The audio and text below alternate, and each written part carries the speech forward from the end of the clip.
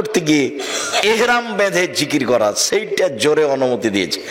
ওখানে আল্লাহ নবী বলছেন ফাতানি জিবরাইল, এখনই জিবরাইল আমার কাছে আসলেন, ও আমার আনি, জিবরাইল আমাকে আদেশ করলেন যে আনামরাকুম, আমি তোমাদেরকে বলে দিব, আনতার ফাসাতকুম, তোমরা একবারে চিল্লিয়ে বলবে বিল ইহরাম ওয়া তালবিয়া, ইহরাম বাঁধা শব্দটা আর তালবিয়া পড়া শব্দটা একবারে চিল্লা চিল্লি করে বলবে।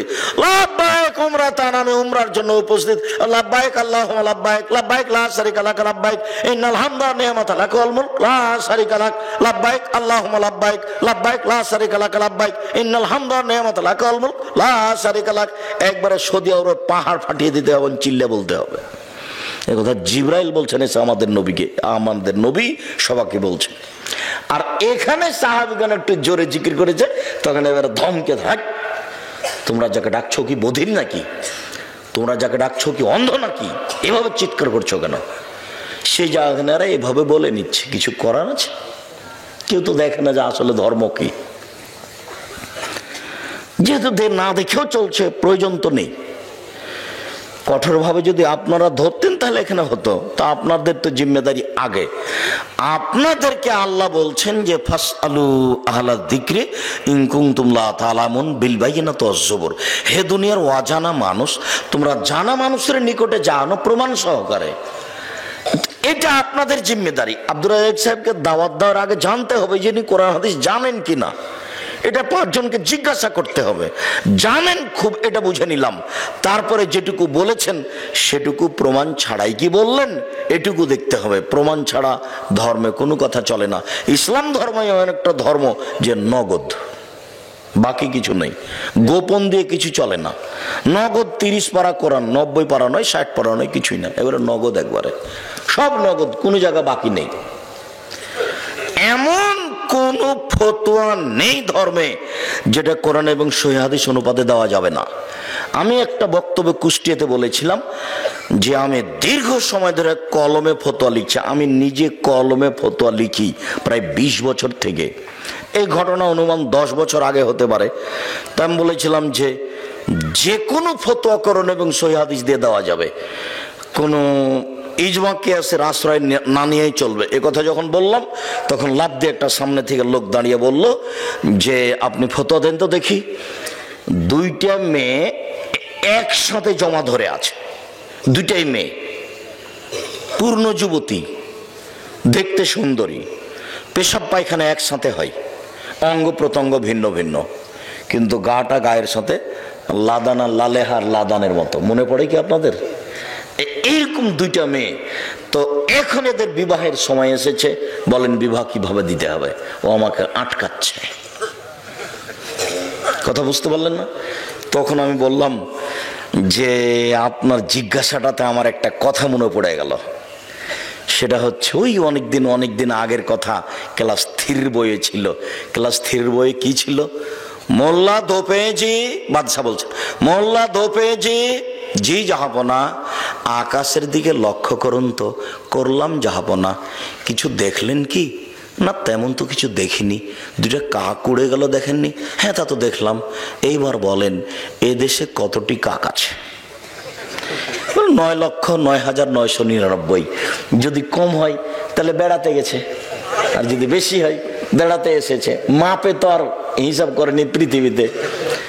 আচ্ছা ঠিক ঠিক ঠিক ঠিক। আচ্ছা মোল্লা দোপেজি, ওইটা কি? ওইটা চৌবাচ্চা জাহাপনা। বলতে পারো তুমি চৌবাচ্চায় কত পেয়ালা পানি আছে? যদি বলতে না পারো তাহলে তোমার গর্দান যাবে। তা যাক জাহাপনা, তবে প্রশ্ন একদম সোজা, একদম সহজ। পেয়ালা যদি চৌবাচ্চার সমান হয় 1 পেয়ালা, যদি অর্ধেক হয় 2 পেয়ালা, 4 ভাগে 4 পেয়ালা, 8 ভাগের ভাগে 8 পেয়ালা, 16 ভাগের ভাগে 16 পেয়ালা। আরে থামো থামো থামো, যা তোমাকে আজ মোরগ মুসাল্লাম খাওয়াবো। তো ঠিক এরকম হয়ে গেছে আপনার জিজ্ঞাসা। আপনার জিজ্ঞাসা তো জটিল নয়। আল্লাহ বলেছেন লা ইউকাল্লিফুল্লাহু নাফসান ইল্লা উসাহা। মানুষ যেটা করতে পারবে না এরকম বিধান আল্লাহ মানুষের উপরে চাপাবেন না। আপনি এখন বড় ডাক্তারের কাছে আশ্রয় নেন। বড় ডাক্তার যদি বলে যে পৃথক করা যাবে, করতে হবে। যদি বড় ডাক্তার বলে পৃথক করা যাবে না, তো একজনে বিবাহ করুক, তাতে আসে যায় না। এবার আপনি দেখান কে বিবাহ করতে চাচ্ছে, মেয়ে দুটি কোথায়? কোনো পথ নেই। যে কোনো ফতোয়া আমার 20 বছরের অভিজ্ঞতা বলছে, আমার 20 বছরের অভিজ্ঞতা বলছি, যে কোনো ফতোয়া কোনো ফেকার আশ্রয় নিতে হবে না ইনশাআল্লাহ। কোনো কেয়াসের কোনো কিছুর আশ্রয় নিতে হবে না। আপনি কোরআন হাদিস দিয়ে বলতে পারবেন, কোনো সমস্যা নেই। আমার 20 বছরের অভিজ্ঞতা বলছি, 2-1 দিনের নয়, আর হঠাৎ করে নয়। আর অভিজ্ঞতা শুরু হয়েছে বগুড়া থেকে। সর্বপ্রথমে আমি 90 সালে বগুড়া ফতে আলী মসজিদে, ওই যে ফতে আলী ব্রিজের ওখানে যে মসজিদটা ছিল, ওখানে দাওয়াতের জন্য আসতাম। ওখানকার লোকেরাই যে টিয়া ভাই এখনো আছে, আমাকে পথ খরচ দিত 20 টাকা, তারপরে 50 টাকা, তারপরে 100 টাকা, তারপর 200 টাকা, তারপর 300 টাকা, তারপর 500 টাকা। এগুলো তাদের পথ খরচ। এখনো পাশে বসে আছেন সেকাল থেকে, 90 সাল থেকে। যদি কোনোদিন আমার মুখের চোখটা একটু দুর্বল হয়েছে টাকা কম দেখে, এটা প্রমাণ যদি করে দিতে পারেন, আমি জাতির সামনে কোনোদিন বক্তব্য দেব না। একটু কেমন কেমন লাগলো আব্দুর রাজ্জাক সাহেবকে দেখে, টাকা তো কম দিলাম, তো মনে হলো মুখটা যেন কেমন কেমন মনে হলো। এটা প্রমাণ করতে পারলে, একবারে সূচনা থেকে তারা আছেন, একেবারে সূচনা থেকে। সর্বপ্রথম যখন এসেছি বগুড়ায়, আল্লাহ আল্লাহর কসম, আল্লাহ আল্লাহর কসম, আল্লাহ আল্লাহর কসম, আপনাকে আমি ফাঁকি দিতে আসিনি। আমার বুঝ অনুযায়ী আমি কোরআন এবং সহিহ হাদিসের কথা বলে থাকি, বলছি, বলবো ইনশাআল্লাহ। সম্মানিত দিনী ভাই বোন, আরেকটু জরুরি কথা যে বিবাহের এইসব নিয়ম নীতির পরে, বিবাহ পড়ানোর পরে বর কনেকে নিয়ে যেসব কিছু করা হয় বরের বাড়িতে, কনের বাড়িতে, এগুলো সব হারাম। বিবাহ পড়ানোর পরে একটা কাজ আছে, সেটা অলিমা। এটা মেয়ে ছেলের বাপের বাড়িতে হবে। আর অলিমাতে শুধু ধনী মানুষকে যদি দাওয়াত দেওয়া হয়, গরিব নিঃস্ব ফকিরকে বাদ দেওয়া হয়, তাহলে ওই খাদ্য ড্রেনে ফেলে দিতে হবে, কুকুরে খাবে। কেন আব্দুর রাজ্জাক এভাবে বললেন কেন? আল্লাহ নবী বলেছেন, আশারত আমিন, সবচেয়ে নিকৃষ্ট খারাপ খাদ্য ওই খাদ্য যেই খাদ্যে শুধু ধনীদের দাওয়াত দেওয়া হয়েছে, গরিবদের দেওয়া হয়নি। তাহলে এবার যে কয়েক দেগ ভাত রান্না করা হয়েছে গরুর গোশত দিয়ে, এই ভাতটা এখন কেমন ভাত বলেন তো দেখি? সবচেয়ে খারাপ, সবচেয়ে নিকৃষ্ট। এ কথা আমি বলিনি, এ কথা মুহাম্মদ সাল্লাল্লাহু আলাইহি ওয়াসাল্লাম বলেছেন। দেখকে একবার উল্টিয়ে ফেলে দিতে হবে ট্রেনে, কুকুরে খাবে ভাত, মানুষ খাবে না। কেন? এতে কাকে দাওয়াত দেওয়া হয়েছে? শুধু চিনে চিনে ধনীকে দাওয়াত দেওয়া হয়েছে। অতএব এই খাদ্য হারাম, এ কথা আমি বলিনি, এ কথা মুহাম্মদ সাল্লাল্লাহু আলাইহি ওয়াসাল্লাম বলেছেন। আর দোয়াটার ওখানে আছে বরকত। বরকনের ভিতরে বরকত কি আছে? বরকতের কথাটা আপনাকে মাঝে মধ্যেই বলে থাকি। এই জন্যই বলে থাকি যে আপনার স্ত্রী, আপনার মা, দুইজনই সংসার পরিচালনা বুঝে না। ভাতে চাউল দিতে গিয়ে 2টা চাউল পড়ে গেছে, সেটা তুলে যে পাতিলে দিতে হবে সেটা তার বিবেচনাতে নেই। বাড়ির বরকত বুঝে না। দেখেন তো, বরকত যেভাবে আল্লাহ রাসূল বলছেন, মানুষের মধ্যে বরকত আছে, টেবিলটার মধ্যে বরকত আছে, এই বোতলটার পানিটার মধ্যে বরকত আছে। কিভাবে এগুলো আব্দুর রাজ্জাক সাহেব? টেবিলের বরকত বুঝতে পারলেন না? আজকে সন্ধ্যার সময় টেবিলটা করা হয়েছে, এমন এক জায়গাতে ঘরে রেখেছেন যে উপর থেকে বস্তা পড়ে টেবিলটা ভেঙে গেল, একদিনই শেষ। আর একটা টেবিল আপনাদের বাড়িতে আছে, আপনার দাদার করা, এখনো আছে। তার মানে ওই টেবিলটাতে বরকত আছে, এটাতে বরকত নেই। আল্লাহ রাসূলের সামনে যখন কোনো নতুন ফল দেওয়া হতো, তখন তিনি বলতেন, আল্লাহুম্মা বারিক লানা ফি সামারিনা ওয়া সায়না ওয়া মুদ্দিনা ওয়া শাহরিনা।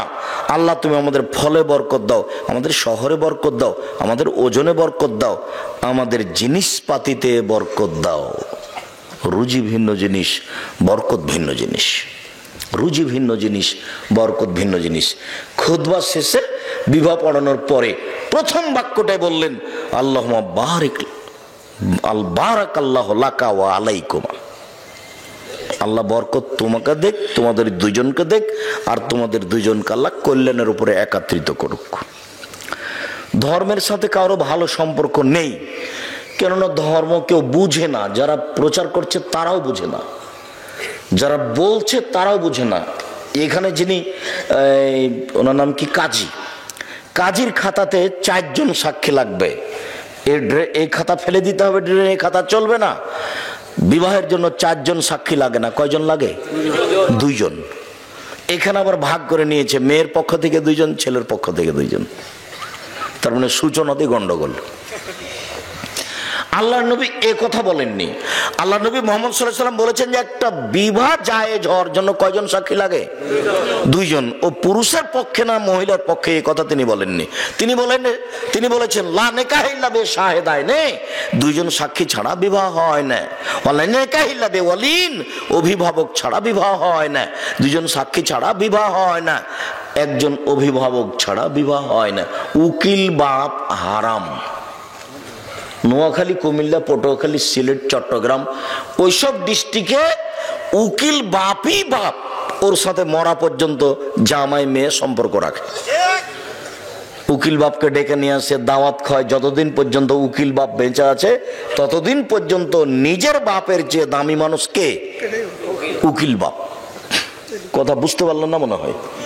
উকিল বাপ ধর্ম বাপ নয়।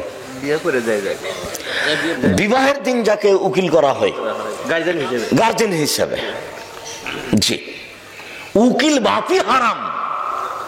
বাপ বেঁচে থাকাকালীন উকিল বাপ চলবে না, বাপই তো উকিল।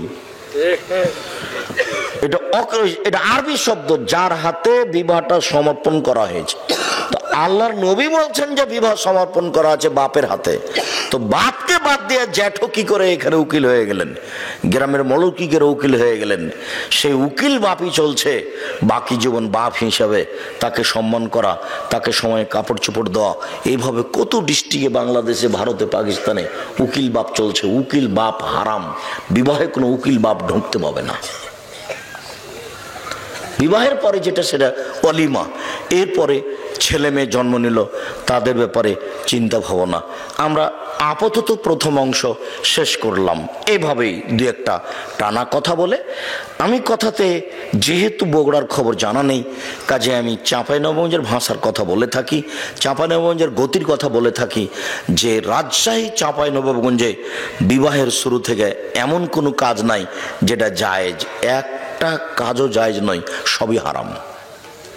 ওইভাবেই বিবাহ চলছে শুরু থেকে নিয়ে শেষ পর্যন্ত। একটা কাজও জায়েজ নয় বিবাহের, সবই হারাম। এই এলাকা তো হতে পারে যে শুরু থেকে নিয়ে শেষ পর্যন্ত একটাও জায়েজ নয়, সবই হারাম। এইবার পারিবারিক জীবন, স্বামী স্ত্রী সংসার। রাদিয়াল্লাহু তাআলা আনহা বলেন যে আমার বান্ধবীদেরকে নিয়ে আমি দোলনায় খেলাচ্ছিলাম, আমার মা ডাকলেন আয়েশা, আমি দৌড়িয়ে আসলাম। আসতেই আমার মা আমার মুখে হাতে যেখানে ধুলোবালি লেগেছিল সেগুলো একটু ধুইয়ে দিলেন। ধুইয়ে দিয়ে আমাকে একটা ঘরে নিয়ে গেলেন। দেখি সেখানে আনসারীদের মহিলা। বিষয়টা আমি বুঝলাম না। আনসারীদের মহিলা আমাকে সুন্দরী করে সাজালো। আসমা বিনতে ইয়াজিদ বলছেন, কাইয়ামতু আয়েশা তালে রাসূলুল্লাহ সাল্লাল্লাহু আলাইহি সাল্লাম, আমি আয়েশাকে রাসূলের জন্য সুন্দরী করে সাজালাম। ঠিক 8টা, 8:30, 9টার সময় আমার মা একটা ঘরে নিয়ে আমাকে ঢুকলেন। আমাকে সাজানো হয়েছে, সাজানো উচিত, কিন্তু নেল পালিশ নখে দেওয়া হারাম।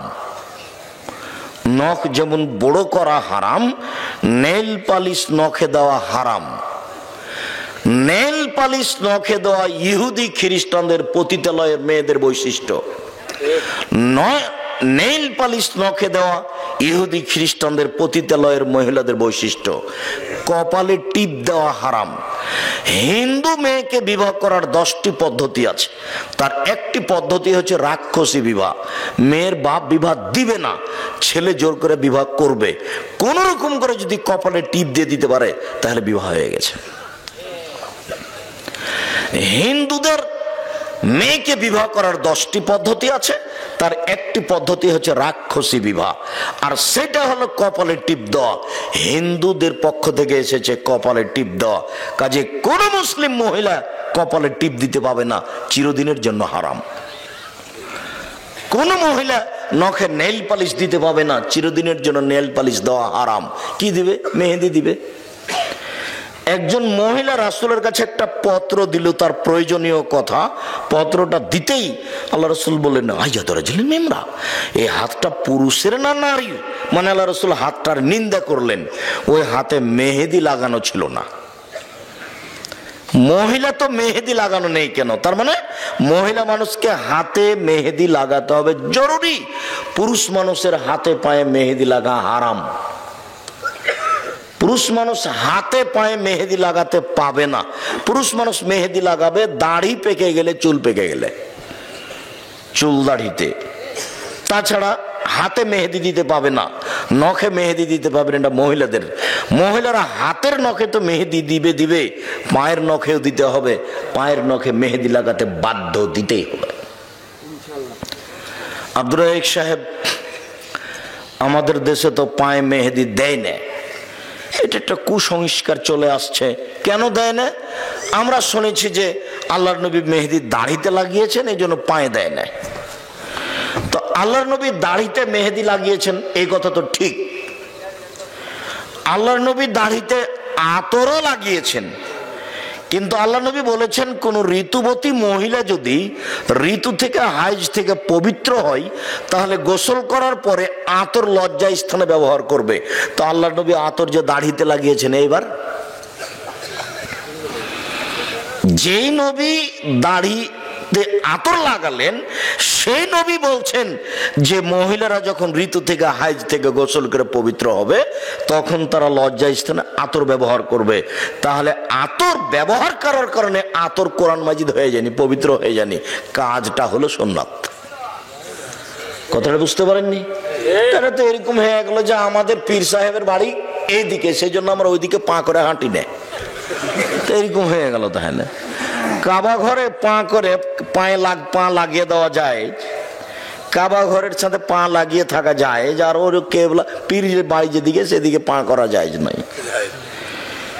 মানে ধর্ম নিচে নামতে নামতে নামতে মানুষের কাছে আর ধর্ম বলে কোনো জিনিস নাই। ওর বিবেক যেমন নষ্ট হয়ে গেছে, মনে করছে ধর্ম তেমন নষ্ট হয়ে গেছে। মহিলারা হাতে এবং পায়ে মেহেদি লাগাতে বাধ্য, জরুরি। আয়েশাকে সুন্দরী করে সাজানো হলো। পুরুষের জন্য ওইসব জিনিস চলবে যা দেখতে পাওয়া যায় না, গন্ধ পাওয়া যায়। পুরুষের জন্য ওইসব জিনিস চলবে যা দেখতে পাওয়া যায় না, গন্ধ পাওয়া যায়। আর মহিলাদের জন্য ওইসব জিনিস জরুরি যা দেখতে পাওয়া যায়, গন্ধ পাওয়া যায় না, যা দেখতে পাওয়া যায়, গন্ধ পাওয়া যায় না। তাহলে যেসবগুলো হাটে বাজারের জিনিস আছে সুন্দরী হওয়ার জন্য, আসকারা মাস্কারা, আইলা মাইলা যা আছে সব, কিন্তু আপনার ওই নেইল পালিশ এখনই না করলাম। আর আরেকটা জিনিস আছে যে ওরা সুন্দরী হয়ে সাজার জন্য ওই ভুরু তুলতে পাবে না, ভুরু প্লাক করা হারাম, এটা তোলা হারাম, আল্লাহ রাসূল নাকচ করেছে। দাঁতকে ছিলে চিকন করা হারাম, উঁচু স্যান্ডেল পরে নিজেকে লম্বা মেয়ে দেখানো হারাম, ব্রেসিয়ার পরে নিজেকে কম বয়সের মেয়ে দেখানো হারাম। সে নিজের সুবিধার জন্য ব্রেসিয়ার পরবে, সেটা ভিন্ন কথা, কিন্তু প্রতারণামূলক পরবে সেটা নিষেধ। যেসব জিনিস তার মুখে হাতে লাগালে তার রূপ চেহারা বাড়বে, তা ব্যবহার করতে পারে, কোনো সমস্যা নেই। উল্লেখ্য যে বিউটি পার্লারে কোনো মহিলা ঢুকতে পাবে না। ওখানে ওই মহিলার সামনে মাথায় কাপড় ফেলে মাথার চুল সাজ করবে আর সাজগোজ করবে, এটা হারাম। কোন মহিলার সামনে এভাবে নিজের শরীর থেকে কাপড় সরিয়ে, মাথা থেকে কাপড় সরিয়ে সাজগোজ করবে, এটা হারাম, কোনো মহিলার সামনে পারে না। অতএব বিউটি পার্লারে কোনো মহিলা ঢুকতে পাবে না। বিউটি পার্লারে মহিলাদের জন্য ঢোকা চিরদিনের জন্য হারাম। হ্যাঁ, বিউটি পার্লারে ওর মা আছে, কেউ নেই, বোঝা গেল না? তখনও কি না যায়? না, তা নয়। আব্দুর রাজ্জাক সাহেব বলেছেন যে মহিলাদেরকে সালোয়ার কামিজে মেক্সি চাদর পরতে হবে, শাড়ি নয়। শাড়ি যদি পরে তাহলে 2 ছাঁটের ব্লাউজ পরতে হবে। 2 ছাঁটের ব্লাউজ মানে যার হাত আছে কবজি পর্যন্ত, নিচের দিক কোমরের নিচে চলে যাবে, 1 থেকে 1.5 গজ কাপড়ের ব্লাউজ বানাতে হবে। তো আমি কথা বলেছি, কথা ঠিক। তো আমি কি বলেছি যে আপনার স্ত্রীর ছোট ব্লাউজ পরা নিষেধ? তা আমি বলিনি। আমি বলেছি যেখানে তার দেবর ভাসুর আছে, গ্রামবাসী যায়, সেখানে ছোট ব্লাউজ হারাম। যেখানে তার দেবর নেই, ভাসুর নেই, গ্রামবাসী নেই, সেখানে ছোট ব্লাউজ কেন? ব্রেসিয়ার পরে থাক। ব্রেসিয়ার কেন? এমনিতেই থাক না কেন কাপড় ছাড়া, সেটা তার পারিবারিক ব্যাপার। আপনার পরিবারের সাথে আমি কোনো হস্তক্ষেপ করতে আসিনি, আপনি আপনার মতো থাকেন। আমি বলছি যে যে বাড়িতে তার দেবর ভাসুর আছে সেই বাড়িতে একজন মহিলা ছোট ব্লাউজ পরে থাকতে পারে না। যদি থাকে তাহলে তার স্বামী দায়ুস, তার স্বামী এখন তাহাজ্জুদ পড়ে জান্নাত কিনতে পারবে না। শরীয়ত বিধান এইভাবে করা আছে। মহান আল্লাহ বলেন,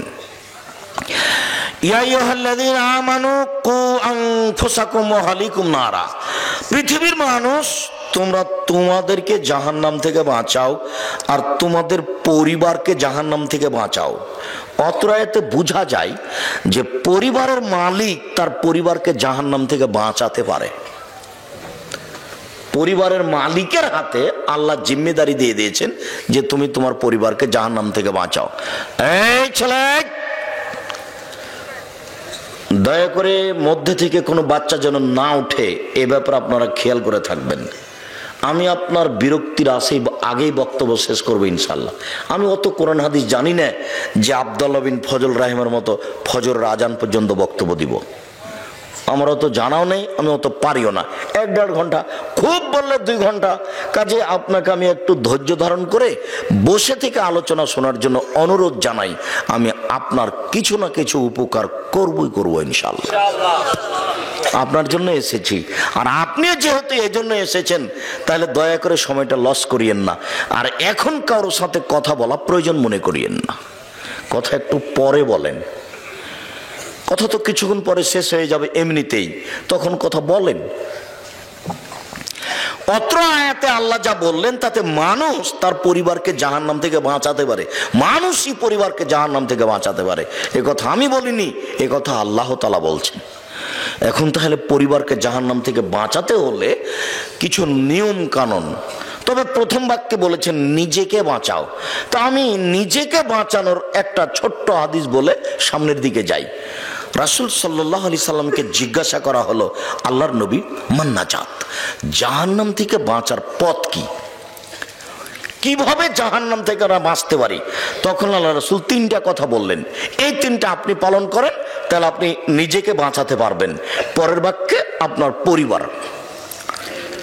1, আলজেম লেসানাক, মুখ বন্ধ রাখো, জরুরি প্রয়োজন ছাড়া মুখ খুলবেন না, ভালো কথা ছাড়া মুখ খুলবেন না।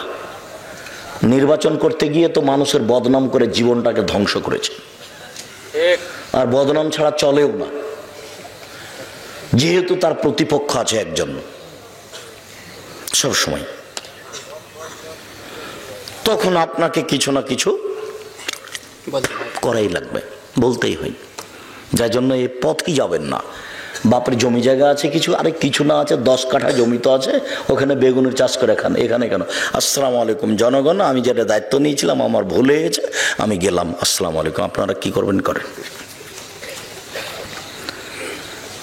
তার মানে হকের উপরে টিকে থেকে বাপের জমিদারি নষ্ট করে দায়িত্ব পালন করে পরকাল হারাতে রাজি নই, কি দরকার? আর দল পার্টি যখন তখন আরেকজনের বিরুদ্ধে দু কথা না বললে চলে না, একবার বাধ্য বলতে। চাঁপাইনবাবগঞ্জের ভাষা তো ওখানে ওর বাপকে বলতে হবে, মানে টিকে থাকা কঠিন, এটা স্বাভাবিক ব্যাপার। সম্মানিত দিনী ভাই বোন, জাহান্নাম থেকে বেঁচে যাবেন 3টা কাজ করলে। 1, মুখ বন্ধ রাখেন, ভালো ছড়া মুখে বলবেন না, খুব শক্ত হয়ে থাকবেন। 2, অলিয়াসা বাইতক, জরুরি প্রয়োজন ছাড়া বাড়ির বাইরে যাবেন না। দোকানে কিছু জিনিস কিনতে গেছেন, 1 কেজি লবণ আর 100 মরিচ, এইটুকু নেওয়ার পরে 1 মিনিট দোকানে দাঁড়াবেন না। কেন? ওখানে আরো 2 জন বসে আছে, আরেকজনের বদনাম হচ্ছে। ওখানে আপনি কানে দিবেন না। জরুরি প্রয়োজন ছাড়া বাড়ি ত্যাগ করবেন না। পুরুষ মানুষ জরুরি প্রয়োজন ছাড়া বাড়ির বাইরে যেতে পারে না। বলেন তো আপনার বউ কিভাবে বাইরে বাজার করতে যেতে পারে? আপনি কি মরেছেন? আপনার বড় ছেলে কি মরেছে কাপুরুষ? বউ কেন বাজারে? বউ কেন বগুড়া যাচ্ছে? বগুড়া বাজারে তো মহিলাদের ঠেলে ভিতরে ঢোকা যায় না। তো কারো কি স্বামী নাই? সবাই কি স্বামী মুক্ত মহিলা? কারো স্বামী নেই, কারো ভাই নেই। কেন কেন যাবে সে? কই আমাদের তো চলে, বছর বছর যাবত চলে, আমাদের চলছে তো, আমরা তো দুনিয়াতে বেঁচে আছি, আমাদের তো কোনোদিন বাজারে যাওয়া লাগে না, আমরা তো এই দুনিয়াতে আছি বেঁচে, কোনো সমস্যা হয় না। আপনার কেন সমস্যা? আপনার কেন বউ যাবে বাজারে? ও কেন কাপড় কিনতে যাবে? ও কেন জিনিস কিনতে যাবে? পুরুষ মানুষ আপনি জরুরি প্রয়োজন ছাড়া বাড়ির বাইরে যাবেন না, জান্নাত হবে। 3 পাপের জন্য কাঁদবেন। রাসূল সাল্লাল্লাহু আলাইহি ওয়াসাল্লাম বলেছেন, কেউ যদি আল্লাহর ভয়ে কাঁদে তাহলে ওর জাহান্নামে যাওয়া ওইরকমই অসম্ভব গাভীর বাঁট ওলান বান থেকে দুধ বের করে ভিতরে ঢোকানো যেমন অসম্ভব। সুবহানাল্লাহ। গাভীর বাঁট বান থেকে চাপ দিয়ে দুধ বের করে ভিতরে ঢোকানো যাবে? এইটা যেমন অসম্ভব, আল্লাহর ভয়ে কাঁদে যে তার জাহান্নামে যাওয়া তেমনি অসম্ভব। 3টা কাজ করেন, জান্নাত হবে, জাহান্নাম থেকে বেঁচে যাবেন। আপনি বেঁচে গেলেন। এখন পরিবার, কয়েকটা জিনিস পরিবারকে জাহান্নাম থেকে বাঁচাতে হবে। 1, পরিবারের ছেলে মেয়েকে শিরক করতে দেওয়া যাবে না।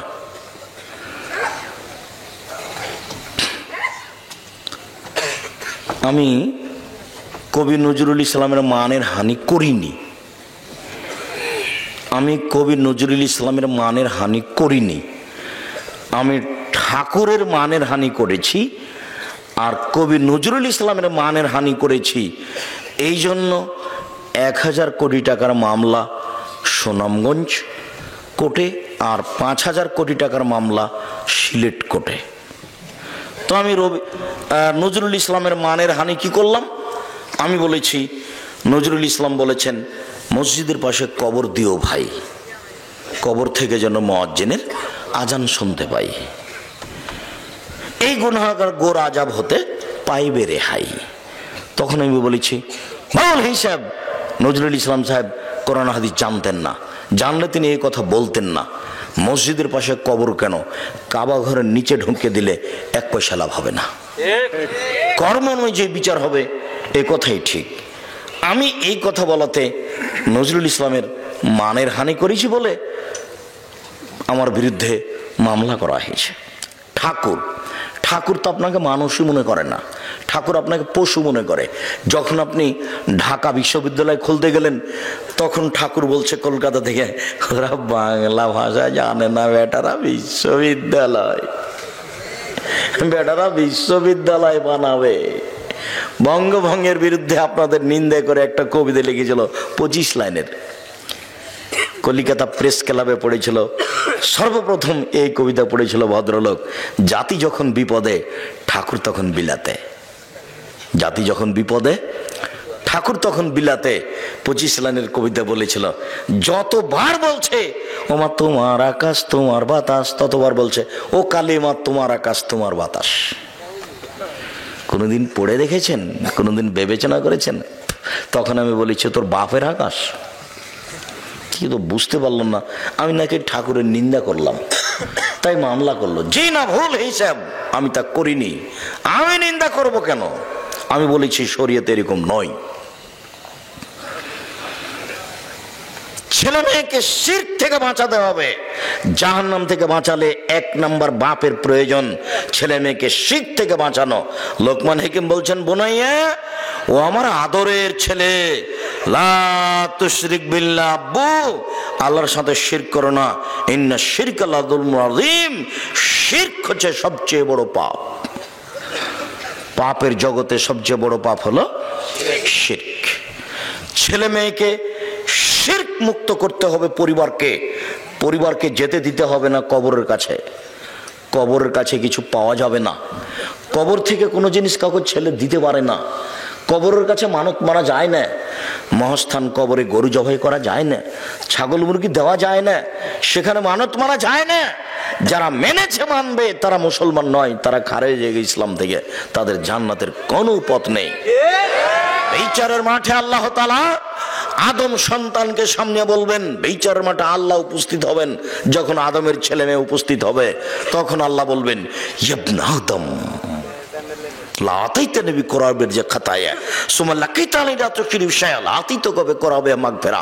আদমের ছেলে মেয়ে শোনো, আজকে যদি তোমরা আকাশ জমিন পরিমাণ পাপ নিয়ে উপস্থিত হয়ে থাকো, তোমাদের পাপ আর পাপ, আকাশ জমিন একবার পরিপূর্ণ হয়ে আছে পাপে, আমি তোমাদের এই পরিমাণ ক্ষমা নিয়ে উপস্থিত হয়েছি যদি শিরক না থাকে। তোমাদের পাপ যত আমার ক্ষমা তত, তোমাদের পাপ যত আমার ক্ষমা তত, যদি শিরক না থাকে। তোমাদের পাপ যে পরিমাণ আমার ক্ষমা সেই পরিমাণ, তোমাদের পাপ যে পরিমাণ আমার ক্ষমা সেই পরিমাণ, যদি শিরক না থাকে। তো এবার আপনার হুজুরকে বলেন যে আব্দুর রাজ্জাক সাহেব বা আহমদ সাহেব শিরক কোনটা, উনি যদি বলেন যে বাংলাদেশে কোনো শিরক নেই, ভালো কথা। আর যদি বলেন যে শিরক আছে, তাহলে ঠিক তাকে বলতে হবে, আমি খাকসার আমার বুঝে যা আছে তা আমি শিরকের নোট করেছি, বক্তব্যও আছে। এদেশে একটা বই পাওয়া যায়, কে বড় ক্ষতিগ্রস্ত। আমাকে কিনতে বলিয়েন না, যে আপনি লিখেছেন আপনি কিনেন, তাহলে তো আমি আপনার উপকার করতে পারবো না। কে বড় লাভবান বইটা লিখেছি জঙ্গিদের বিরুদ্ধে 2005 সালে, যেদিন সরকার স্বপ্নেও দেখেনি জঙ্গি, সেদিন আমি কলমে লিখেছি এদেশের মাটিতে জঙ্গি বিরোধী বক্তব্য আমার চেয়ে কারো কঠোর কঠিন আছে তা আমার জানা নেই। আমার আগে জঙ্গি বিরুদ্ধে কলম ধরেছে কেউ আমার আগে, তা আমার জানা নাই। 2005 সালে আমার বইটা ছাপা, বইয়ের নাম কে বড় লাভবান। এক লাইন পড়লে বুঝতে পারবেন আপনার সুবিধা, ক্ষতিগ্রস্ত এক লাইন পড়লে বুঝতে পারবেন আপনার ক্ষতি, তার নামই হলো ক্ষতিগ্রস্ত। কে বড় ক্ষতিগ্রস্ত আর ওটা কে বড় লাভবান। ওতে এক জায়গাতে সিরিয়াল দেওয়া আছে, এটা শিরক, এটা শিরক, এটা শিরক, এটা শিরক, সিরিয়াল দেওয়া আছে। আর ধারাবাহিক কোথায় কোথায় কোথায় কোথায় শিরক হয় এগুলো সব উল্লেখ করা আছে। এখন আপনার ইমাম যদি বলেন যে আমাদের দেশে শিরক নাই, ভালো কথা। বিচারের মাঠে আল্লাহ বলবেন যে তোমার যদি শিরক না থাকে তাহলে তোমার পাপ যত আমার ক্ষমা তত। সেদিন কি আল্লাহও বুঝবেন না যে কোনটা শিরক? নাউজুবিল্লাহ মিন যালিক। ও তো খুব ভালো বুঝবেন, তো সর্বশক্তি মানুষ, সব কিছু গাতা, সব কিছু জানেন, তিনি আলিম, সব কিছু জানেন। ছোট শিরক, আমি কথা বলছি, টিকটিকি টিকটিক করে উঠলো, তা আপনি বললেন হ্যাঁ আপনি ঠিক বলেছেন, ওই যে টিকটিকি বলল, তা আমি ঠিক বলেছি কি না এটা আল্লাহ ভালো জানেন। তো টিকটিকি কিভাবে জানলো? তো আল্লাহর সাথে কাউকে সমান করে দেওয়ার নাম হলো শিরক। যখনই গাড়িটা ছুটেছে ঢাকা থেকে বা গোবিন্দগঞ্জ গাইবান্ধা থেকে রংপুর থেকে, তখন থেকে বারবার কন্ট্রাক্টর বলছে, ড্রাইভার বলছে কন্ট্রাক্টরকে, ভাই মহাস্থানে 10টা টাকা দিও, ভাই মহাস্থানে 10টা টাকা দিয়ে দিও। কেন? তার মাথায় কাজ করছে যে মহাস্থানে 10টা টাকা দিলে গাড়িটা অ্যাক্সিডেন্ট হবে না, ও কবর থেকে ঠেকিয়ে দিবে অ্যাক্সিডেন্ট যেন না হয়। এর নাম শিরক। অ্যাক্সিডেন্ট ঠেকাতে পারে কে? আল্লাহ। ড্রাইভারের ধারণাই যে ওই কবরে যে আছে সেও পারে, নাউজুবিল্লাহ মিন যালিক। তার নাম শিরক।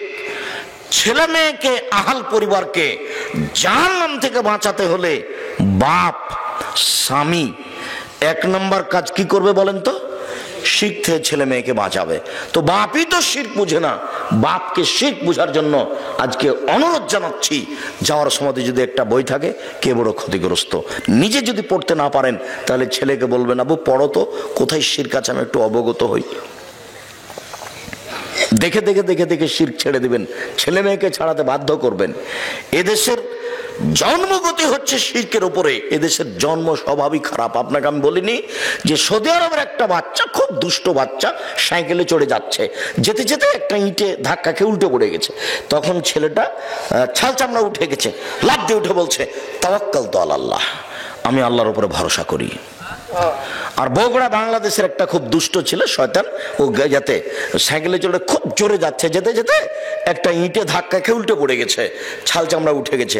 ও লাফ দিয়ে উঠে বলছে অমুকের বাচ্চা অমুক ইঁট রেখেছে। বুঝতে পারলেন না মনে হয়? ও ছেলে বলছে পড়ে গিয়ে, ও কিন্তু কে ইঁট রেখেছে তার দোষ উল্লেখ করেনি। ওই ছেলেটা বলতো তাওয়াক্কাল তো আল্লাহ, পড়ে গেছি তাতে কি হবে, আমি আল্লাহর উপরে ভরসা রাখি। আর এই ছেলেটা বলছে অমুকের বাচ্চা অমুক ইঁট রেখেছে। এ তাওয়াক্কাল তো আল্লাহ, আল্লাহর উপরে ভরসা রাখি আমি, এই কথাই জানে না। ওর জন্মসূত্রই এরকম নয়, মাও জানে না, বাপও জানে না, এমনিতে চলছে। ওর বাপ বিবাহ দিয়েছে ছেলের, তাই বউয়ের কাছে গেছে, তাই বাচ্চা হয়ে গেছে, এই জন্য বাপ। ও কিভাবে বাপ হয় সেটা তার জানা নাই, কিভাবে মা হয় তার জানা নাই। একটু আমি ভুলে যেতে পারি। এখানেই দুটা কথা বলে যাচ্ছি, একটা মাকে আর একটা বাপকে। এক, বাপ মান কারাত লাহু ওয়ালাদা মান ওয়ালাদা লাহু ওয়ালাদান, কারো যদি ছেলে মেয়ে জন্ম নেই, ফাল ইহসান ইসমাহু, সেজন্য তার সুন্দর নাম রাখে। বাপ যেন ছেলে মেয়ের একটা সুন্দর নাম রাখে। তো তার ছেলেটার নাম লিটন, লিটন বলেই ডাকছে বাপ। বাপেরও স্বভাব ভালো নয়, মায়েরও নয়। তার আবার বলছে যে ভালো নাম আর একটা আছে, ডাকে খারাপ নাম বলে, আর ভালো নাম আর একটা আছে। তার মানে গতি স্বভাবই উল্টা। সুন্দর নাম রাখতে হবে। ও আদাবাহু, সুন্দর শিষ্টাচার দিতে হবে। শিষ্টাচার তো বাপ মায়ের জানা নাই, শিষ্টাচার কাকে বলে একটু পরে আমরা আসছি। ফাইজা বালাগা, ছেলে মেয়ে যখন বড় হয়ে যাবে, ফলে ইজবে জহু, বাপ তার বিবাহ দিয়ে দিবে। ফাইজা বালাগা, ছেলে মেয়ে যদি বড় হয়ে যায়, ওলা মিজাবে জহু, যদি বাপ তার বিবাহ না দেয়, ফাইন আসাবা ইসমান, ওই ছেলে মেয়ে যদি পাপ করে, ফাইন ইসমলা আবিহে, সে পাপ তার বাপের হবে। ক্লাস শিশুতে মেয়েটাকে ভর্তি করেছেন, যায় আসে, পঞ্চম উঠেছে তখন মেয়েটা যুবতী, অষ্টমে উঠেছে তখন মেয়েটা যুবতী, ওই পোশাকে যাচ্ছে। এখন যত মানুষ দেখছে, সমস্ত মানুষের যত পাপ হচ্ছে, তত পাপ আপনার মেয়ের হচ্ছে, ওই পরিমাণ পাপ আপনার হচ্ছে, সমান সমান। এক পাপ তিন ভাগে বিভক্ত, যে দেখেছে সেই, আর মেয়েটা আর মেয়ের বাপ, কারোটা কম হবে না। এবার আপনার মেয়ে আজিল হক কলেজে পড়ছে, ভালো, ও আবার গেছে এতে চিল্লাই গেছে লন্ডন,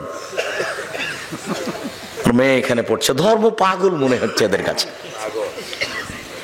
কি করে হয় এটা, হয় কি করে, এটা চলে কিভাবে, আল্লাহ ভালো জানে।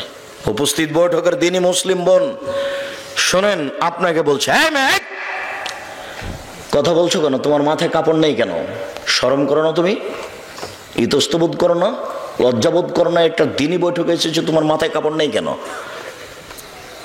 উপস্থিত বৈঠকের মুসলিম বোন এদিকে শোনেন, এদিকে খেয়াল করেন, আপনার গল্প শুনতে আসেনি, শুধু আপনাকে বলছি খাস করে এই কথাটা। আগেরটা বললাম আপনার স্বামীকে, আপনার স্বামীর উচিত ছিল জন্মের সপ্তম দিনে আকিকা দিয়ে নাম রাখা। 7 দিনের দিনই আকিকা হতে হবে, 7 দিনের আগে বাচ্চা মারা গেলে আকিকা দিতে হবে না, 7 দিন পার হয়ে গেলে আকিকা দিতে হবে না। আকিকার গোশত বাপ মাই খাবে, অন্যরাকে দেওয়া যায়। আকিকার পশুর কোনো শর্ত নেই, শিষ্টাচার দিতে হবে বাপকে, বাপকেই বলে দিতে হবে, আব্বু আব্বু, বাড়িতে যখন ঢুকবা তখন সালাম দিয়ে ঢুকবা, আব্বু, এটা শিষ্টাচার, সালাম দিয়ে ঢুকবা। সালাম দিয়ে ঢুকনি? আর বেটা আমাদের গাভীটা যখন আমরা গোহালে নিয়ে যাই, তখন তো সালাম দেয় না, ও যে গরু, ও কেন সালাম দেবে? তো তুমিও দেওনি, তো তুমিও কি গরু? বুঝেও বুঝে না ওরা, অন্তর আছে বুঝে না, দেখেও দেখে না ওরা, চক্ষু আছে দেখে না, শোনেও শোনে না ওরা, কান আছে শোনে না।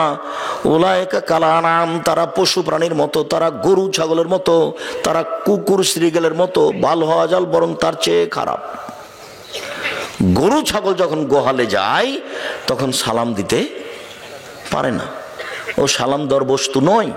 কিন্তু আপনি দিবেন, আপনিও দিলেন না। আল্লাহ এখন বলছেন তুমি কি গরু ছাগলের মতো হয়ে গেছো?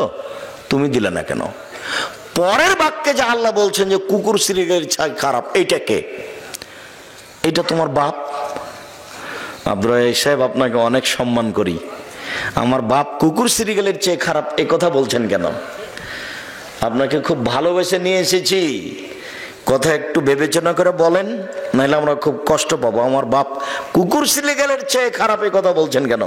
আমি তোমার আব্বাকে কুকুর শ্রীগেলের চেয়ে খারাপ বলিনি, তবে তোমার দাদা মরা 10 বছর হলো। এটা বগুড়া নয়? হ্যাঁ, বগুড়ার স্বভাব আমার খুব ভালো জানা আছে। তোমার দাদা মরা 10 বছর হলো, তোমার দাদার জমি জায়গা তোমার বাপ সকালে পাবে আর তোমার ফুফু বিকেলে পাবে, এরকম না? একসাথে একসাথে। তো 10 বছর থেকে তোমার বাপ জমি খাচ্ছে, কই তোমার ফুফুকে তো দেয়নি। তোমার বাপ যদি কুকুর শ্রীগেলের চেয়ে খারাপ না হয় তাহলে খারাপ কে? তুমি আজকে তোমার বাপকে বলে দিও, আব্বা ভাগ্য ছাড়া দুনিয়াতে আসেনি, ভাগ্য নিয়ে এসেছি আব্বা। ভাগ্যে যদি জমিদারি থাকে জমিদারি করেই খাবো, ভাগ্যে যদি ভিক্ষা করা থাকে ভিক্ষা করে খাবো, ফুফুর জমি খাবো না। এই কথা তোমার বাপকে বলিও, সন্ধ্যা হতে তোমার ফুফুকে যেন তোমার বাপ জমি ভাগ করে দেয়। দিতেই হবে, তোমার বাপ দিতে বাধ্য। তোমার বাপের বিচারের মাঠে দেরিতে হবে। যে জাকাত ওসর দেয়নি, ধানের ওসর দেয়নি, টাকার জাকাত দেয়নি, সেও জালেম, তোমার বাপও জালেম। তো ওসর দিল না তো জালেম কিভাবে? ও ফকিরের টাকা মেরে খেয়েছে, এই জন্য। ওসর যদি কেউ খেয়ে নেয়, না দেয়, তাহলে ধানের ওসর তাহলে কার ধানটা মেরে খেলো? ফকিরের। ও তো ধানটা তো ওর নয়, ওই ধানটা কার? ওটা ফকিরের। তো এটা তোমার বাপ মেরে খেলো, তোমার বাপের বিচার দেরিতে হবে, জালেমের বিচার দেরিতে হবে, তোমার বাপেরও বিচার দেরিতে হবে। তোমার বাপ তোমার ফুফুর জমি মেরে খেয়েছে, আর দেরিতে বিচার মানে বুঝো, বিচারের মাঠে ভালো মানুষের বিচারের সময়সীমা হলো ফরজ সালাতের সমান। ধরে নাও মাগরিব সালাতের 3 রাকাত সালাত, 3 রাকাত, তা আদায় করতে কতক্ষণ লাগবে? 5-7 মিনিট। জোহরের 4 রাকাত সালাত কত সময় লাগবে? 5-10 মিনিট। তাহলে বিচারের মাঠে ভালো মানুষের বিচারের সময়সীমা হলো 5 মিনিট, 7 মিনিট, 10 মিনিট, 1 ওয়াক্ত সালাত আদায় করার সমান। আবার আল্লাহ নবী বলেছেন যে যার বিচার দেরিতে হবে ওর চেয়ে যার বিচার তাড়াতাড়ি হবে ও 500 বছর আগে যাবে। তো যদি বিচার হতে 3 দিন দেরি হয়, তাহলে তোমার বাপকে ঠেকে থাকতে হচ্ছে 1.5 লক্ষ বছর। অথচ বিচারের মাঠে ভালো মানুষের সময়সীমা কত? 5 মিনিট, 7 মিনিট, 10 মিনিট। মানে মূল কথাটা মনে থাকবে তো? ভালো মানুষের বিচারের সময়সীমা কত বলেন তো? 1 ওয়াক্ত ফরজ সালাত আদায়ের সমান। আমরা ফরজ সালাতের একটা সময় ধরলাম যে এরকম হতে পারে। কথা বুঝতে পেরেছেন তো? আল্লাহর নবী ফরজ বিচারের মাঠের সময়সীমাটা কি দিয়ে বুঝিয়েছেন? ফরজ সালাতের সময় দিয়ে বুঝিয়েছেন। আবার বলেছেন যে গরিব মানুষ 500 বছর আগে চলে যাবে ধনী মানুষের। আবার বলেছেন একদিন সমান 50,000 বছর।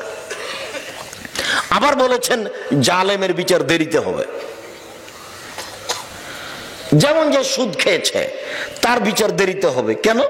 বিচারের মাঠে একটা রক্তের নদী বানানো হবে, দিয়ে ওই লোককে ফেলে দেওয়া হবে, দিয়ে তার মুখের উপরে পাথর মেরে তাকে মারতে থাকা হবে। চলবে চলবে চলবে, তার মানে বিচার তার পরে হবে। চলবে কত দিন দেরি হবে আল্লাহ ভালো জানে। তারপরে বিচার হয় জাহান্নাম না জান্নাত। ও সুদ খেয়েছে, সেজন্য বিচার মাঠে এইভাবে। একটা লোক জাকাত দেয়নি, তো তার ধান শস্যকে সব তার কাঁধে তুলে দেওয়া হবে। ও কাঁধে করে নিয়ে ঘুরবে ঘুরবে, কতদিন ঘুরবে। আবার তার ধান টান যা আছে ওকে সাপ বানিয়ে দেওয়া হবে, গলায় তুলে দেওয়া হবে, বারবার দংশন করবে আর চলতে থাকবে। কতদিন দেরি হবে আল্লাহ ভালো জানেন। আবার যদি সেগুলো গরু ছাগল মহিষ হয়, তাহলে ওকে ফেলে দিবে, দিয়ে তখন গরু ওকে শিং দিয়ে গুতাতে থাকবে আর পা দিয়ে ডলতে থাকবে। কতদিন চলবে আল্লাহ ভালো জানে। যদি 3 দিন দেরি হয় তোমার বাপের ওসর না দেওয়ার কারণে বিচারের, তারা 1.5 লক্ষ বছর দেরি হলো। আর ওইদিকে তোমার বাপ জালেম, তোমার ফুফুর জমি তোমাকে দেয়, তোমার বাপ দেয়নি, তাহলে ও তো কুকুর সিরের চেয়ে খারাপ। ওর বিচার কত দেরিতে হবে আল্লাহ ভালো জানে। তাহাজ্জুদ পড়লেও হবে না, ওইটা ভিন্ন জিনিস, সেটা ভিন্ন জিনিস। ছেলে নাই, শুধু মেয়ে, সেই জন্য বাপে কি করেছে, সবটুকু জমি মেয়েদের নামে লিখে চলে গেছে। ভাতিজারা আছে তাদেরকে দিবে না, মানে ও জাহান্নামে চলে গেছে, তো ঢুকেনি কেন, মরেনি এই জন্য। মরলেই জাহান্নামে যাবে, তার বাঁচার কোনো পথ নাই, কেন ও জালেম, ও হক নষ্ট করেছে। ভাতিজাদের হককে কি করেছে, নষ্ট করেছে। দেয়নি কেন, বলে ভাতিজাদের সাথে মারামারি আছে সেই জন্য। ভাতিজা যতদিন পর্যন্ত চাচাকে জবে না করেছে ততদিন পর্যন্ত ভাতিজা ভাগ পাবে। এমনি যদি মেরে থেকে গালি দিয়ে থাকে তবু ভাতিজার ভাগ নষ্ট হবে না। গন্ডগোলে ভাতিজার ভাগ নষ্ট হয় না। জোর করে একটা রাগের উপরে কিছু করবেন সেটাই সিদ্ধান্ত, এ কথা ঠিক নয়। সম্মানিত দিনী ভাই বোন, এক, পরিবারকে, ছেলে মেয়েকে শিরক থেকে বাঁচান, তাহলে ওরা জাহান্নাম থেকে বেঁচে যাবে। পরিবার ও পারিবারিক জীবন। 2, ওমর আহলাকা বিসসালাত ওয়াসতাবির আলাইহা, নিজে সালাত আদায় করো এবং পরিবার ছেলে মেয়েকে সালাত আদায় করতে বলো, তাহলে পরিবার জাহান্নাম থেকে বেঁচে যাবে। রাসূল সাল্লাল্লাহু আলাইহি সাল্লাম বলেন, মুরু আওলাদাকুম বিসসালাত ওহুম আবনাউ সাবঈ সিনিনা। এই ছেলে, ওটা কি আপনাদের ওই যারা দেখাশোনা করছে তারাই নাকি? জি, যারা স্বেচ্ছাসেবক তোমরা পাহারা দাও, তোমাদেরকে পাহারা দেওয়ার জন্যই বলছি। তোমরা আজকে বক্তব্য শুনিও না, যেদিন তোমাদের গাবতলিতে হামিদপুরে হবে সেদিন বক্তব্য শুনিও। আজকে আমাদের সহযোগিতা করো, আজকে আমাদের সহযোগিতা করাই তোমাদের কাজ। যদি কোনো জায়গাতে 2 জন দাঁড়িয়ে গল্প করে তাহলে তোমরা অযোগ্য ছেলে, তোমাদেরকে ঠিক করা ঠিক হয়নি। এই জন্য রশিদ, হুঁশিয়ার, বুদ্ধিমান, সচেতন ছেলেকে দায়িত্ব দিতে হয় 10 জন 20 জন, যারা সবসময় প্রস্তুত। আপনাকে অনুরোধ জানাচ্ছি, দয়া করে এখানে দাঁড়িয়ে থাকবেন না বা গল্প করবেন না। আপনি মুহূর্তে এখানে থাকতে পাবেন না, আপনি কেটে পড়ুন, আর না হলে আপনি বসে পড়ুন। এরকম হুঁশিয়ার, সচেতন হতে হবে যারা আমাদের সহযোগিতা করবে তাদেরকে। তার মানে এদেশে তো কণ্ঠস্বরে বক্তব্য হয়, মানুষ বাদাম খায় আর ইসব জুলেখার কাহিনী শুনে, মনে করে যে এরই নাম তাফসির মাহফিল। তা আমি তো আর কোনোদিন এভাবে তাফসির মাহফিল করি না, আর তাফসিরের মাহফিল আমি নিজে করিও না, আর ইসব জুলেখার আমি কাহিনী বলি না। আল্লাহে, আল্লাহর কসম, আল্লাহে, আল্লাহর কসম, আমি 90 সাল থেকে নিয়ে এখন পর্যন্ত কোনোদিন অপ্রয়োজনীয় বাক্য বলিনি, আমি কোনোদিন কেচ্ছা কাহিনী বলিনি, আমি কোনোদিন কোনো মাযহাবকে নিন্দা করে কথা বলিনি, আমি কোনোদিন কোনো ব্যক্তিকে নিন্দা করে কথা বলিনি। আমি বলেছি 95% জন বক্তা মিথ্যুক, আমি বলিনি ইনি মিথ্যুক, এ কথা আমি বলিনি। 98% জন মুফাসসির মিথ্যুক, আমি এ কথা বলেছি, তবে আমি বলিনি ইনি মিথ্যুক, এ কথা আমি বলিনি। যদি আপনার মুফাসসিরের ব্যাপারে সন্দেহ হয় যে আব্দুর রাজ্জাক সাহেব আমার মুফাসসিরকে বললেন না কি, তাহলে আপনার মুফাসসিরকে নিয়ে এসেন, আপনার মুফাসসিরের বক্তব্য আমার সামনে চালু করেন, আপনাকে আমি দেখাচ্ছি কোথায় কোথায় ভুল, কোথায় কোথায় ভুল। আর না হলে যদি আপনি পরীক্ষা করতে চান আপনার মুফাসসিরকে, তাহলে এদেশে একটা বাংলা তাফসির পাওয়া যায় ইবনে কাসির, বিশাল। তো আপনাদের মুফাসসির এখানে এসে তাফসির করে গেছেন সূরা রাদ 1 থেকে 10 আয়াত। এবার আপনি ওই বাংলা তাফসির ইবনে কাসির খুলেন, দিয়ে দেখেন তার বক্তব্য, ক্যাসেটটা চালু করেন আর বক্তব্য দেখেন, এখানে ইবনে কাসিরে দেখবেন যে একটাও মিল নেই। কোথা থেকে যে কি করলো, রংপুর, দিনাজপুর, লালমনিরহাট, নীলফামারী, ঢাকা, চিটাগাং, সিলেট, তারপরে বলছে আরো 2 দিন লাগবে। এর নাম তাফসির। আমার চাচাতো ভাই একদিন চাঁপাইনবাবগঞ্জে তাফসির শুনে গেছে, মারা গেছে, আল্লাহ তাকে মাফ করুক। উনি আমাকে বলছেন, আজকে যে তাফসির করলো, এই তাফসির তোরা জানিস না। আচ্ছা ভাই, কি তাফসির করলেন? না না, ওসব তাফসির তোরা জানিস না, একবারে ব্যতিক্রম তাফসির। আচ্ছা কিছু বলবেন তো, সেটা কি? তো বলছে যে শোনো, আদম আলাইহিস সালাম ঘুম থেকে উঠে দেখলেন একজন সুন্দরী মেয়ে পাশে বসে আছেন। তো আদম আলাইহিস সালাম হাত বাড়ালেন, তখন ফেরেশতা বলছেন থামেন। তো আদম আলাইহিস সালাম বলছেন কেন? ফেরেশতা বলছেন মোহর দিতে হবে। তো আদম আলাইহিস সালাম বলছেন মোহর কি? তখন ফেরেশতা বললেন মুহাম্মদ সাল্লাল্লাহু আলাইহি সাল্লামের উপরে 1000 বার দুরূদ পড়ে দিতে হবে। তো 1000 বার দুরূদ পড়ে দিয়ে আদম আলাইহিস সালাম বউ হালাল করলেন। আর আল্লাহ বলছেন যে আমি আদমকে সবকিছু শিখিয়ে দিয়েছি, সবকিছু, দুনিয়াতে যা কিছু আছে, পৃথিবীতে সবচেয়ে বড় পণ্ডিত হলেন আদম আলাইহিস সালাম। আদম আলাইহিস সালামের উপর দিয়ে কোনো শিক্ষিত মানুষ দুনিয়াতে পার হয়নি, কিয়ামত পর্যন্ত কেউ পার হবে না। সব কিছু জানতেন আদম আলাইহিস সালাম। তো যিনি সব কিছু জানতেন, তিনি নিজের বউটা কিভাবে হালাল করতে হবে সেটাই জানতেন না।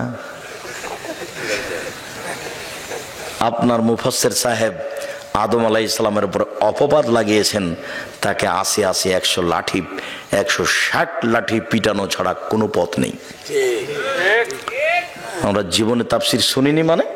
যান বলে দিন আপনার মুফাসসিরকে যে আব্দুর রাজ্জাক বিন ইউসুফ এ কথা বলেছেন। আর জীবনে যেন আপনার উস্তাদ আর কোনোদিন তাফসির না করে, তার একটা ঘটনাই যথেষ্ট, যে জীবনে কোনোদিন তাফসির করতে পাবেন না উনি। তাফসির কি জিনিস তার জানাই নাই, কি করে একটা তার নামে মিথ্যা ঘটনা করে দিল। ঠিক এইরকমই যে আব্দুল কাদের জিলানী রাহিমাহুল্লাহ চলে যাচ্ছেন উপর দিকে, কোথায় যাচ্ছেন? আল্লাহর বিচার ভুল হয়ে গেছে, ঠিক করতে যাচ্ছে।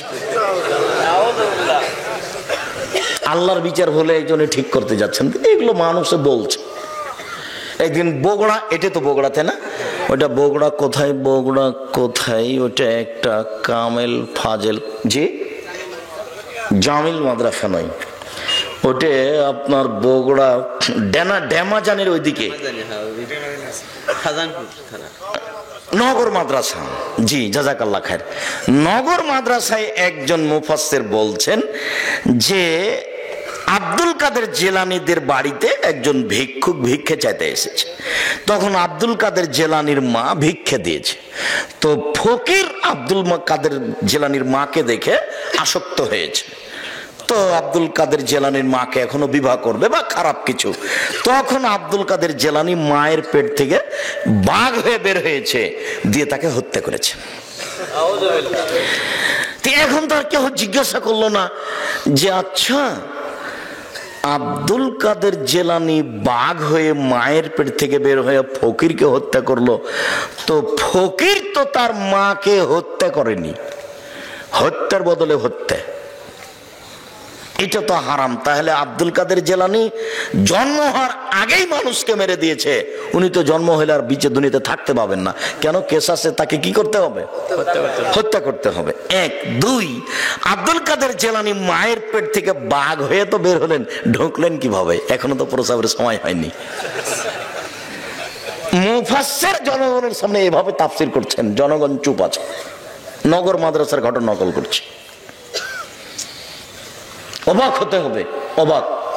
আমি বলিনি ইনি মিথ্যুক, আমি বলেছি শতকরা 98 জন মুফাসসির মিথ্যুক। আল্লাহর কসম, আমি জাতিকে ফাঁকি দিতে আসিনি। জাতিকে ফাঁকি দিয়ে আমি পরকাল হারাতে রাজি নই, এ কাজ আমি করতে চাই না।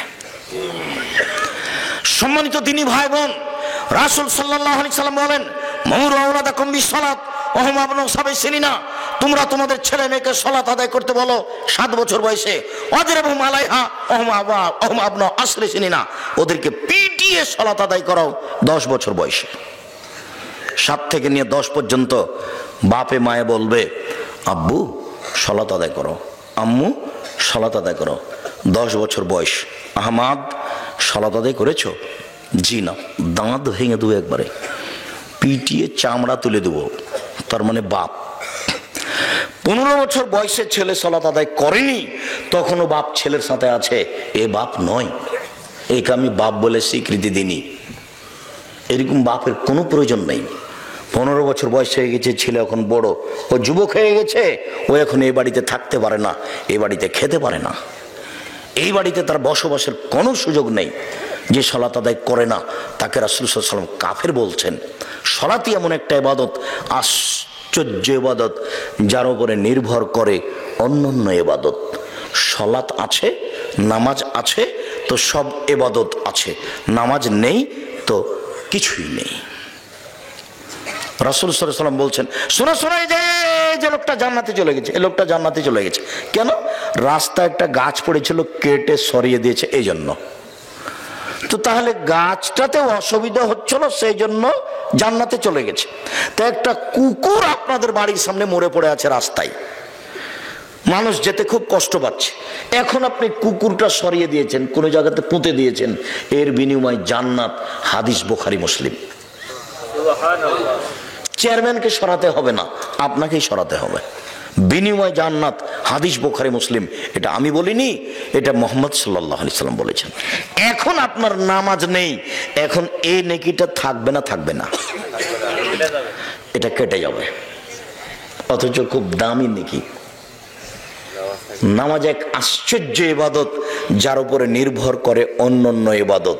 আপনি তো বহুদূরের কথা, 15 বছর বয়সের ছেলে আপনার বাড়িতে আছে, নামাজ পড়ে না, তখন আপনি বাপ, এ কথা ঠিক নয়। 15 বছর বয়সের মেয়ে নামাজ পড়ে না, তখন আপনি মা বাপ, এ কথা ঠিক নয়। উপস্থিত বৈঠকের মুসলিম বোন, আপনাকে অনুরোধ জানাচ্ছি, এই মেয়ে শোনো, তোমার বয়স 15 বছর, তোমাকে সতর্ক করি। তোমাকে সতর্ক করতে গিয়ে একটা কথা ছেড়ে এসেছি, যাক ওটা পরে হবে। এখানে আপনাকে জরুরিভাবে বলতে চাচ্ছি এই যে আপনার মেয়েটা 15 বছর বয়স, সালাত আদায় করে না, আপনার বাঁচার পথ কোথায়? আপনি কেমন মা? বাধ্য অজু করে সালাত আদায় করতে হয়, পানি নেই, তায়াম্মুম করে করবেন, মাটি নেই, বিনা অজুতে বিনা তায়াম্মুমে সালাত আদায় করবেন। দাঁড়িয়ে সালাত আদায় করতে হয়, দাঁড়িয়ে থাকা যায় না, বসে থেকে করবেন, বসে থাকা যায় না, শুয়ে থেকে করবেন। কেবলার দিকে মুখ করে নামাজ পড়তে হয়, কেবলা বোঝা যায় না, কেবলা ছাড়াই নামাজ পড়বেন। পরিষ্কার কাপড় পরে নামাজ পড়তে হয়, পরিষ্কার কাপড় নেই, যে কাপড়ে পেশাব পায়খানা লেগে আছে ওই কাপড় পরেই নামাজ পড়বেন। আমি পেশাব পায়খানা সহ পড়তে বলিনি, যখন নেই তখন আপনি কি করবেন? পরিষ্কার অপরিষ্কার কোনো কাপড়ই নেই, উলঙ্গ হয়ে আছেন, এই অবস্থাতে আপনাকে নামাজ পড়তে হবে না, আপনি বাধ্য। সম্মানিত দিনী ভাই বোন, আমাদের আজকের আলোচনা পরিবার ও পারিবারিক জীবন। পরিবারকে জাহান্নাম থেকে বাঁচানোর দ্বিতীয় পথ হলো সালাত। ছেলে মেয়ে যখন আছে তখন তাকে সালাত আদায় করতে বাধ্য করতে হবে। তৃতীয়, আর রাজুল সৈয়দ আল মারাত সৈয়দা। এই পরিবারে স্বামী হচ্ছে কর্তা আর স্ত্রী হচ্ছে কর্ত্রী। স্বামী হচ্ছে কর্তা আর স্ত্রী হচ্ছে কর্ত্রী। নিজের কাজ করে যে তাকে বলে কর্মী, অপরের কাজ দেখে যে তাকে বলে কর্তা। নিজের কাজ করে যে তাকে বলে কর্মী, অপরের কাজ দেখে যে তাকে বলে কর্তা। আপনি নিজে নামাজ পড়ছেন, আপনি কর্মী। যখন আপনার ছেলেকে বলছেন আব্বু আজান হয়েছে, চলো চলো আব্বু, চলো চলো ওযু করে চলো, এখন আপনি কর্তা। আপনার স্ত্রী নিজে উঠে সালাত আদায় করলো রাত্রে, তখন আপনার স্ত্রী মহিলা কর্মী। ঘুম থেকে উঠে আপনার বৌমাকে বলছেন খালেদা আম্মু উঠো, আম্মু উঠো, বৌমা উঠো, আজান হয়ে গেছে, ওযু করে সালাত আদায় করো। এখন আপনার স্ত্রী কর্ত্রী, ও তার দায়িত্ব পালন করছে। ও যদি দায়িত্ব পালন না করে বিচারের মাঠে ঠেকে যাবে। ওর জাহান্নাম হবেই। রাসূল সাল্লাল্লাহু আলাইহি ওয়াসাল্লাম বলছেন অল মারাতু রাইয়া, স্ত্রী বাড়ির বৌমার শাশুড়ি, মেয়ের মা, একে বিচারের মাঠে অক্ষরে অক্ষরে পরিবারের জবাব দিতে হবে। যদি টিকতে না পারে ফলাফল জাহান্নাম, আপনাকে অক্ষরে অক্ষরে জিজ্ঞাসা করা হবে। যদি টিকতে না পারেন ফলাফল জাহান্নাম। এদিকে একটু জরুরি কথা, দায়িত্বশীল হিসাবে পরিবারের উপরে কঠোরতা। এক, আনফিকালা ইয়ালিক মিন তাওলিক, তুমি তোমার ছেলে মেয়েকে উপার্জন করে খাওয়াও। বাপ ছেলে মেয়েকে খাওয়াবে উপার্জন করে, বাপের জমিদারি দিয়ে, আর না হলে চাকরি ব্যবসা করে, আর না হলে দিন মজুরি করে বাপ ছেলে মেয়েকে খাওয়াবে, আর না হলে বাপ ছেলে মেয়েকে খাওয়াবে ভিক্ষা করে। শেষ পর্যন্ত বাপ ছেলে মেয়েকে কি করে খাওয়াবে? ভিক্ষা করে। মেয়ে কেন গার্মেন্টসে গেল বাপ বেঁচে থাকাকালীন? কথা বুঝাতে পারিনি আমি মনে হয়। বাপ শেষ পর্যন্ত ছেলে মেয়েকে কি করে খাওয়াবে? ভিক্ষা করে। ছেলে মেয়েকে খাওয়ানোর দায়িত্ব কার? বাবার। এ কথা আল্লাহর নবী বলছেন। আমি বলিনি যে ছেলে মেয়েকে ভিক্ষা করে খাওয়ান, আমি বলছি আপনার বাপের জমিদারি দিয়ে খাওয়ান, সমস্যা নেই। আপনি ব্যবসা করে খাওয়ান, আপনি দিন মজুর করে খাওয়ান। যদি কোনোটাই না থাকে তখন আপনার কি হবে? তখন আপনি শেষ পর্যন্ত ভিক্ষা করে ছেলে মেয়েকে খাওয়াবেন, পড়াবেন। আপনার ছেলে টোকাই হতে পারে না, আপনার ছেলে রাস্তায় নামতে পারে না, গার্মেন্টসে যেতে পারে না। এটা আপনার দায়িত্ব, জরুরি দায়িত্ব। শুনুন, এরপর আল্লাহ রাসূল বলছেন ওয়ালা তারফা আসাকা আদাবান মিন আহলিক, পরিবার থেকে শিষ্টাচারের লাঠি উঠিয়ে নিও না। ওইখানে তিনি বললেন ছেলে মেয়েকে পিটিয়ে নামাজ পড়াতে হবে। আর এইখানে তিনি বলছেন যে পরিবার থেকে লাঠি উঠানো যাবে না। সময়ে ছেলে মেয়ে স্ত্রীকে লাঠির মাধ্যমেই সংশোধন করতে হবে, এ কথা রাসূল সাল্লাল্লাহু আলাইহি সাল্লাম বলেন। 2, 3, রাসূল সাল্লাল্লাহু আলাইহি সাল্লাম বলছেন আল্লেক আসাকা আলা বাবেক, তুমি তোমার লাঠিটা তোমার দরজায় ঝুলিয়ে রাখো। তোমার ছেলে মেয়ে দেখে মনে করবে একটু যদি 19-20 হয় তাহলে আমার আব্বা এই লাঠি দিয়ে সংশোধন করবে। এই কথা রাসূল সাল্লাল্লাহু আলাইহি সাল্লাম বলেন। তিনি আদেশ করেন পরিবারকে কন্ট্রোল করার জন্য লাঠি ব্যবহারের। সাথে সাথে আপনি মনে রাখবেন পৃথিবীতে সবচেয়ে দামি মানুষ, পৃথিবীতে সবচেয়ে সম্মানী শিক্ষিত মানুষ, এই ছেলে তোমরা খুব সতর্ক থাকো।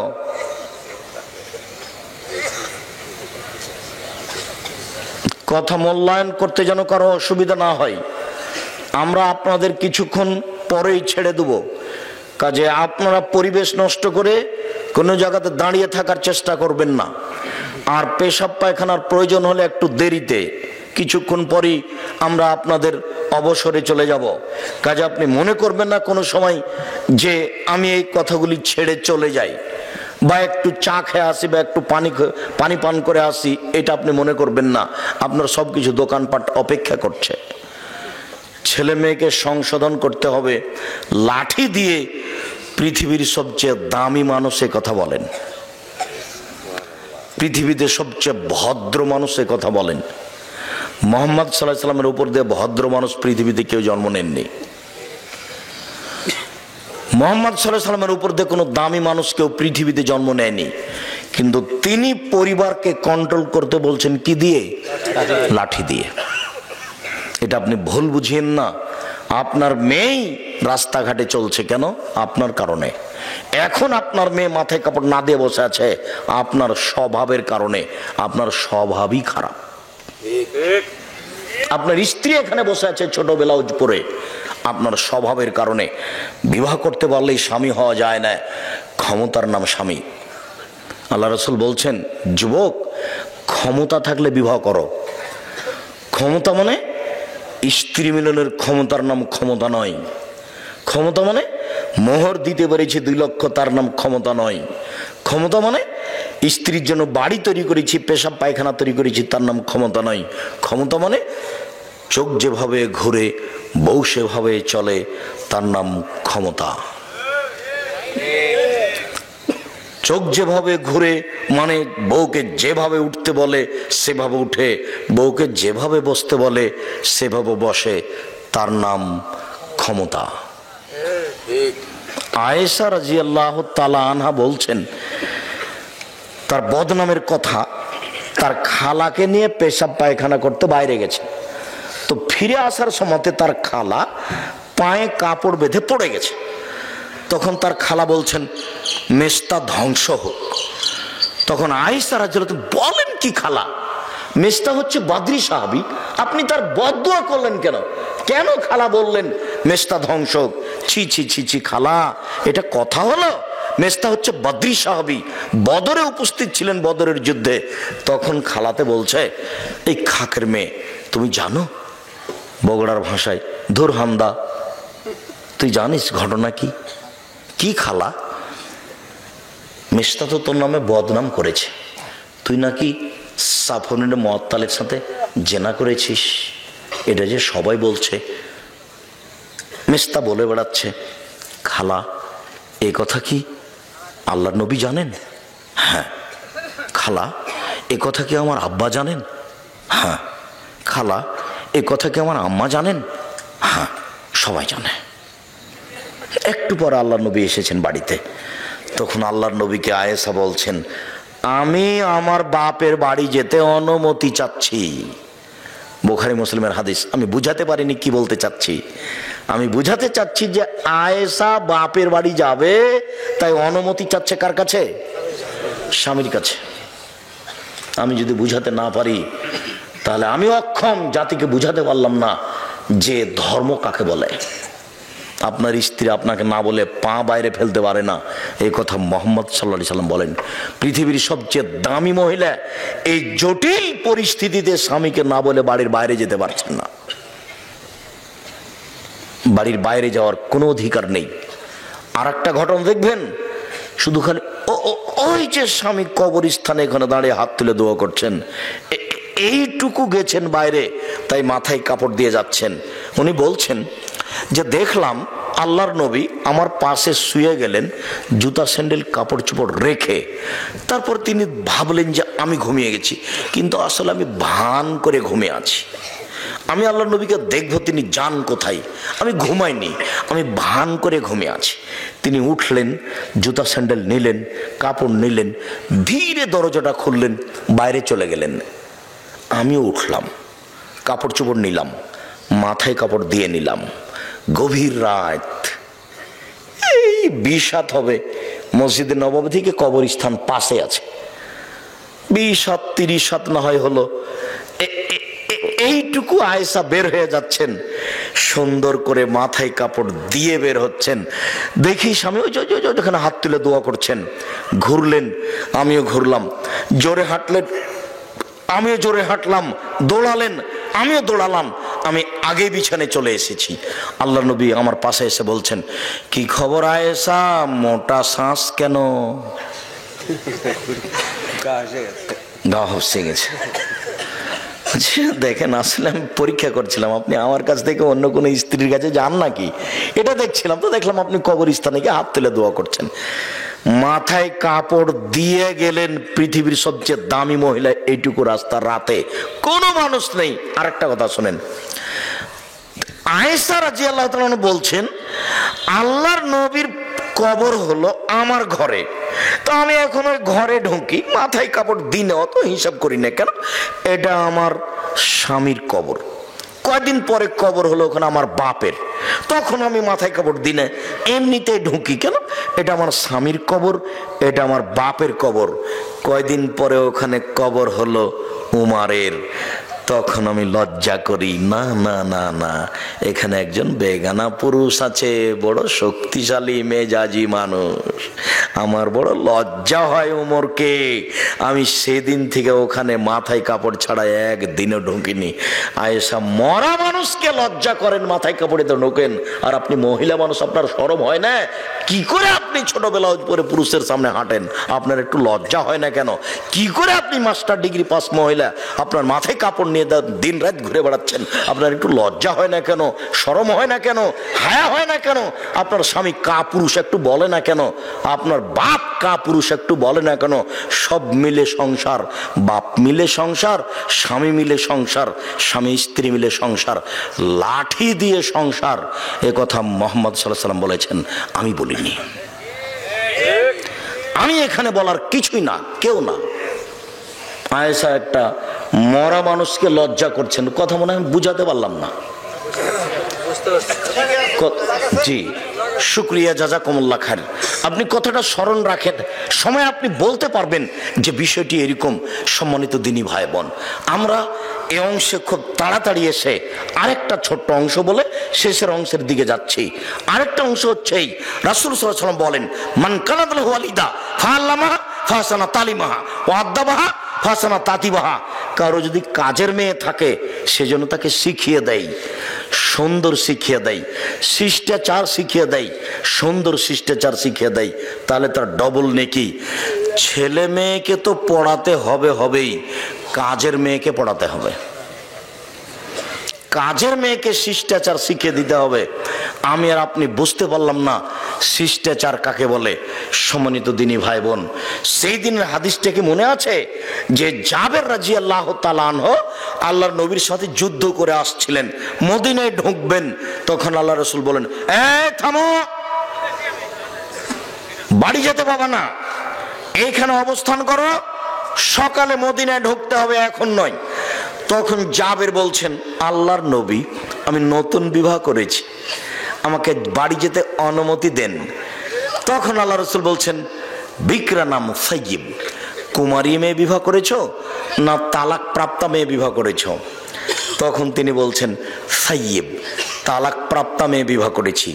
তখন আল্লাহ রাসূল বললেন, হাল্লা বিকরান তুলাইবকা, তুমি অবিবাহিতা মেয়ে কেন বিবাহ করলে না?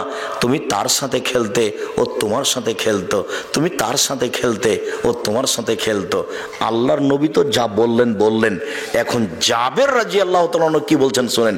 আল্লাহর নবী, আমার বাপ উহুদের যুদ্ধে শহীদ হয়েছেন 6টা মেয়ে রেখে, আমার 6টা বোন আছে, আমার বোনদের সমবয়সের মেয়েকে আমি বিবাহ করতে চাইনি। আল্লাহর নবী, আমার বোনদের সমবয়সের মেয়েকে আমি বিবাহ করতে চাইনি। কেন? লেতুয়াদ্দেবাহুন্না, আমার স্ত্রী যেন আমার বোনদেরকে শিষ্টাচার দিতে পারে। বলে তুয়াল্লেমাহুন্না, আমার স্ত্রী যেন আমার বোনদেরকে শিখিয়ে দিতে পারে। 3, বলে তুরাজ্জালাহুন্না, আমার স্ত্রী যেন আমার বোনদের মাথার চুল চিরুনি করে দিতে পারে। সৌদি আরবে জন্মের 7 দিনের দিন মাথা নেড়ে করা হয়, আর মাথার চুল ছোট করা হয় না, যার জন্য মাকে যত্ন সহকারে মাথার চুল চিরুনি করে দিতে হয়। আমি আমার বোনদের সমবয়সের মেয়ে বিবাহ করিনি 3টি কারণে। 1, শিষ্টাচার।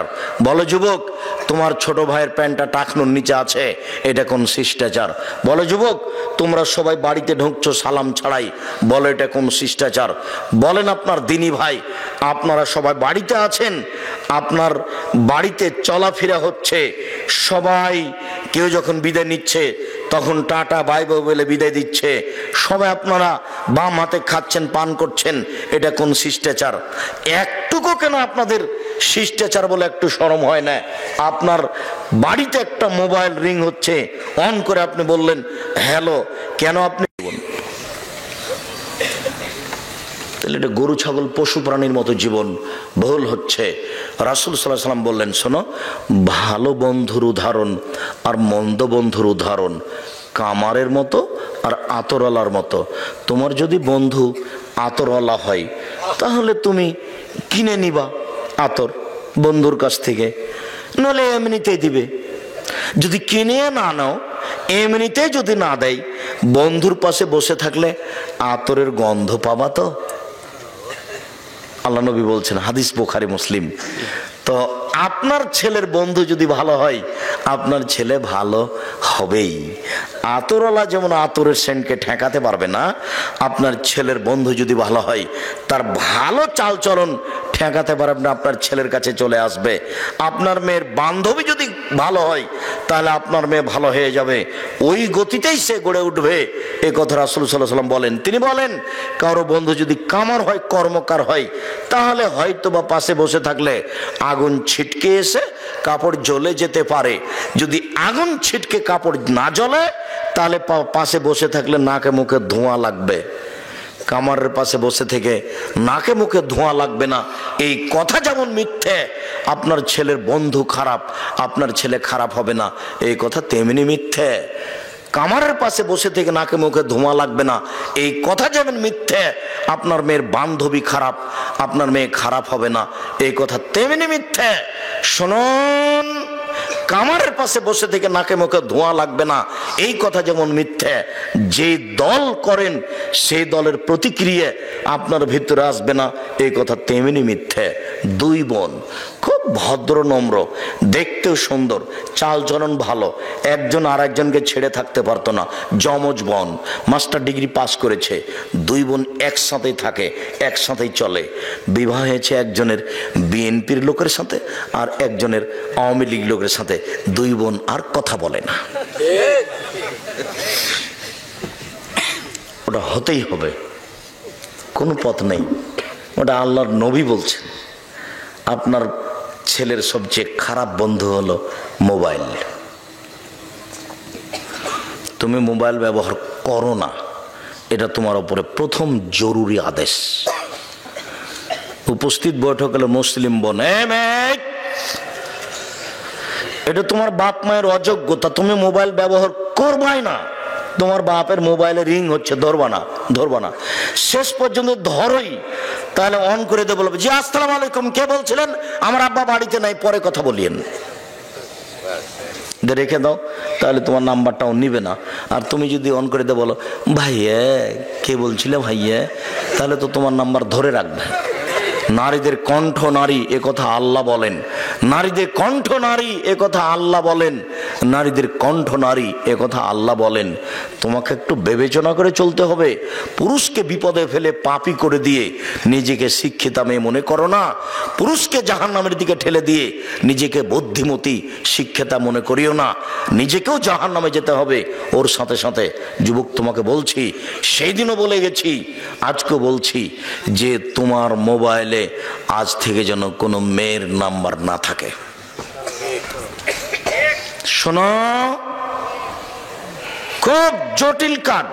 তুমি যদি এখন তওবা করো যে আর কোনোদিন আমি কথা বলবো না, এ বলে যদি তওবা করো তুমি, তো তুমি ঘরে একাই আছো, কেউ নেই, আজকেই ঘরে একাই আছো, কেউ নেই, ধীরে তোমার হাতটা মোবাইলে চলে যাবে। শক্তিশালী সদস্য শয়তান, ও রগে রগে চলতে পারে। যখনই একাই থাকার কারণে এখানে তওবা করে গেলে আর তার সাথে কোনোদিন কথা বলবো না, ঘরে একাই ধীরে হাতটা চলে গেল, মোবাইলটা তুমি লক করেই শুয়েছিলে, 2 মিনিট 5 মিনিট পরে দেখলে যে মোবাইলটা হাতে নিয়ে আবার তুমি লকটা খুলে দিলে। এরকম যখন হলো, তখন তুমি লাফ দিয়ে উঠে যাও, ইন্না লিল্লাহি ওয়া ইন্না ইলাইহি রাজিউন।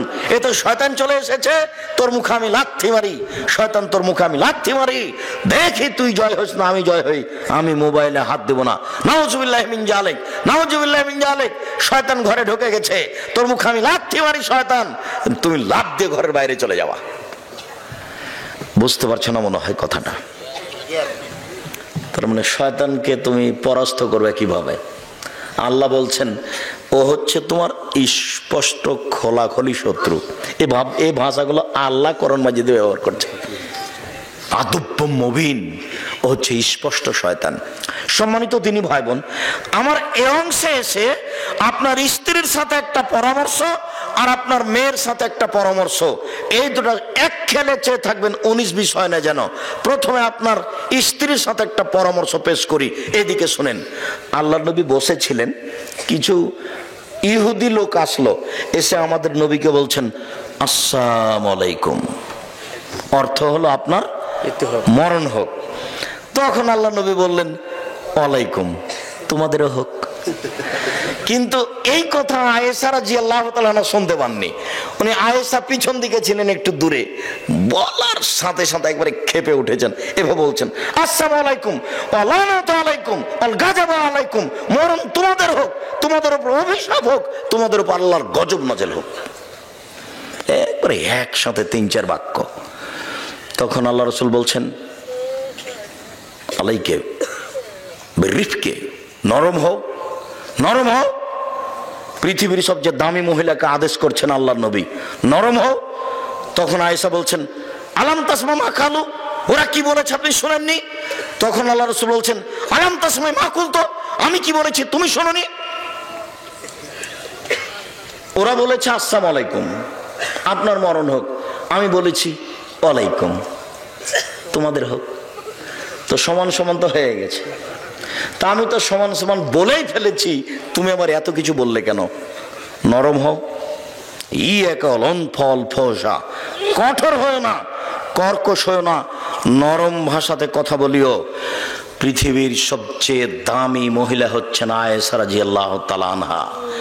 তিনি বলেন কামলা মিনার রিজালি কাসির ওয়ালাম ইয়াকবুল মিনান নিসায়ে ইল্লা সালাসা, পৃথিবীতে বহু পুরুষ বড় বড় জান্নাত পাবে, কিন্তু মহিলারা তেমন পাবে না, মাত্র 3 জন।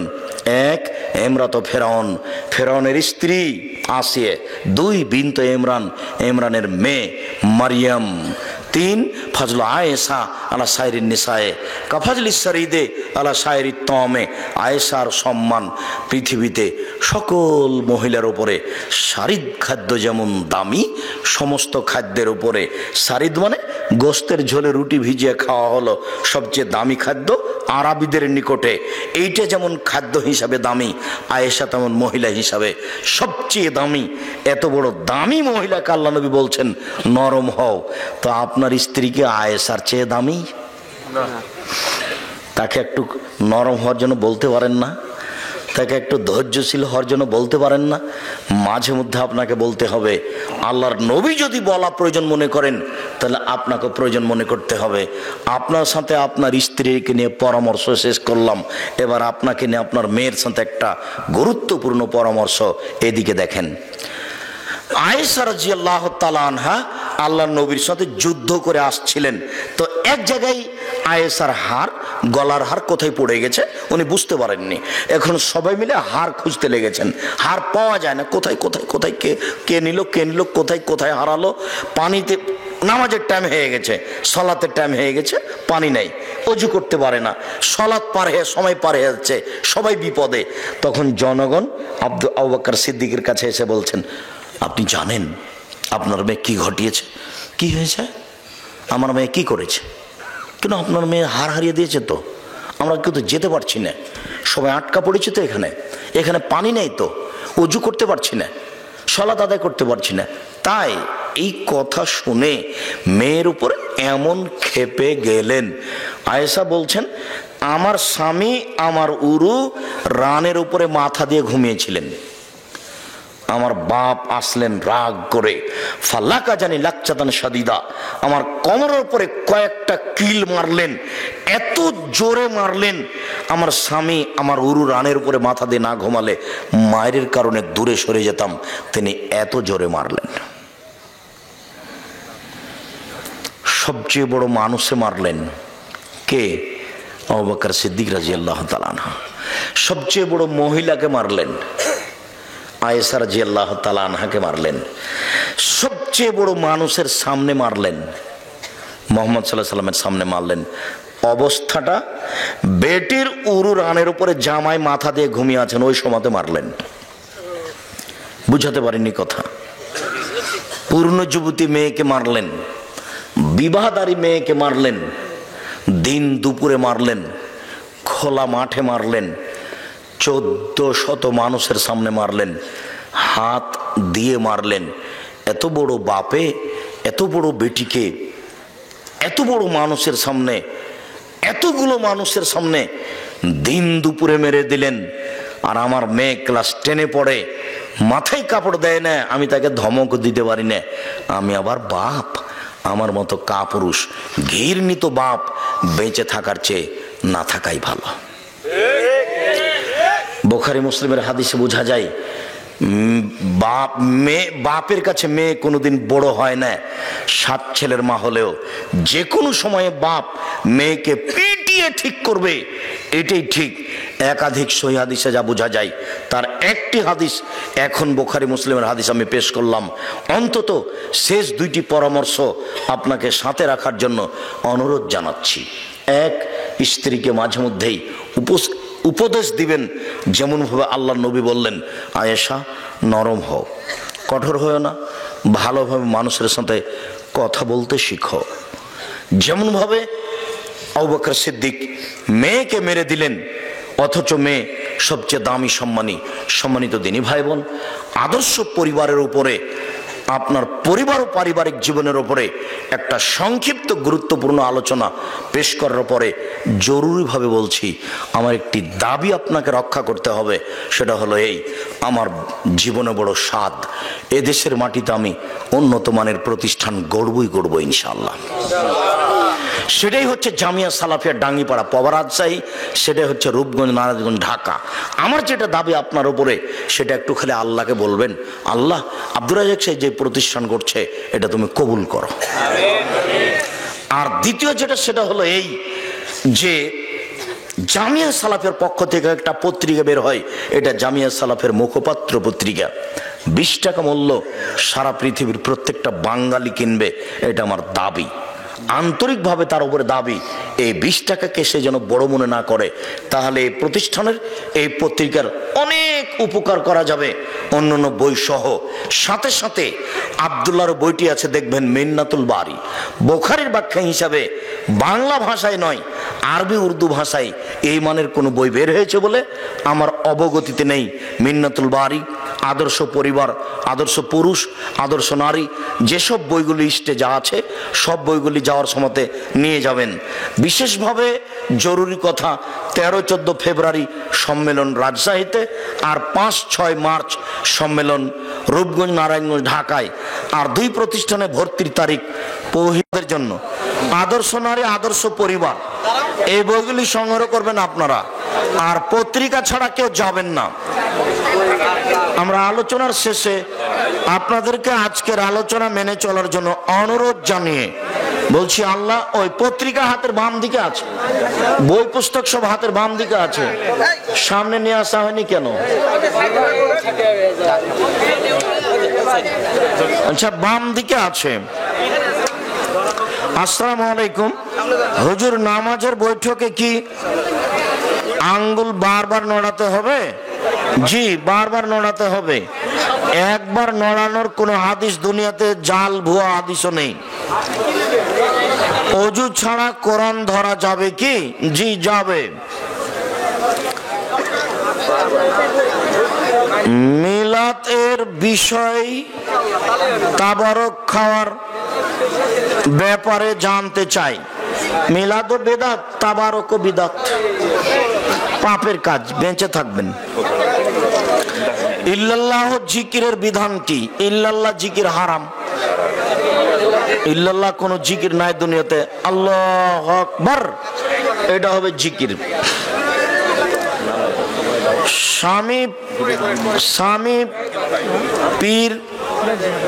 পীরপন্থী, কিন্তু স্ত্রী নয়।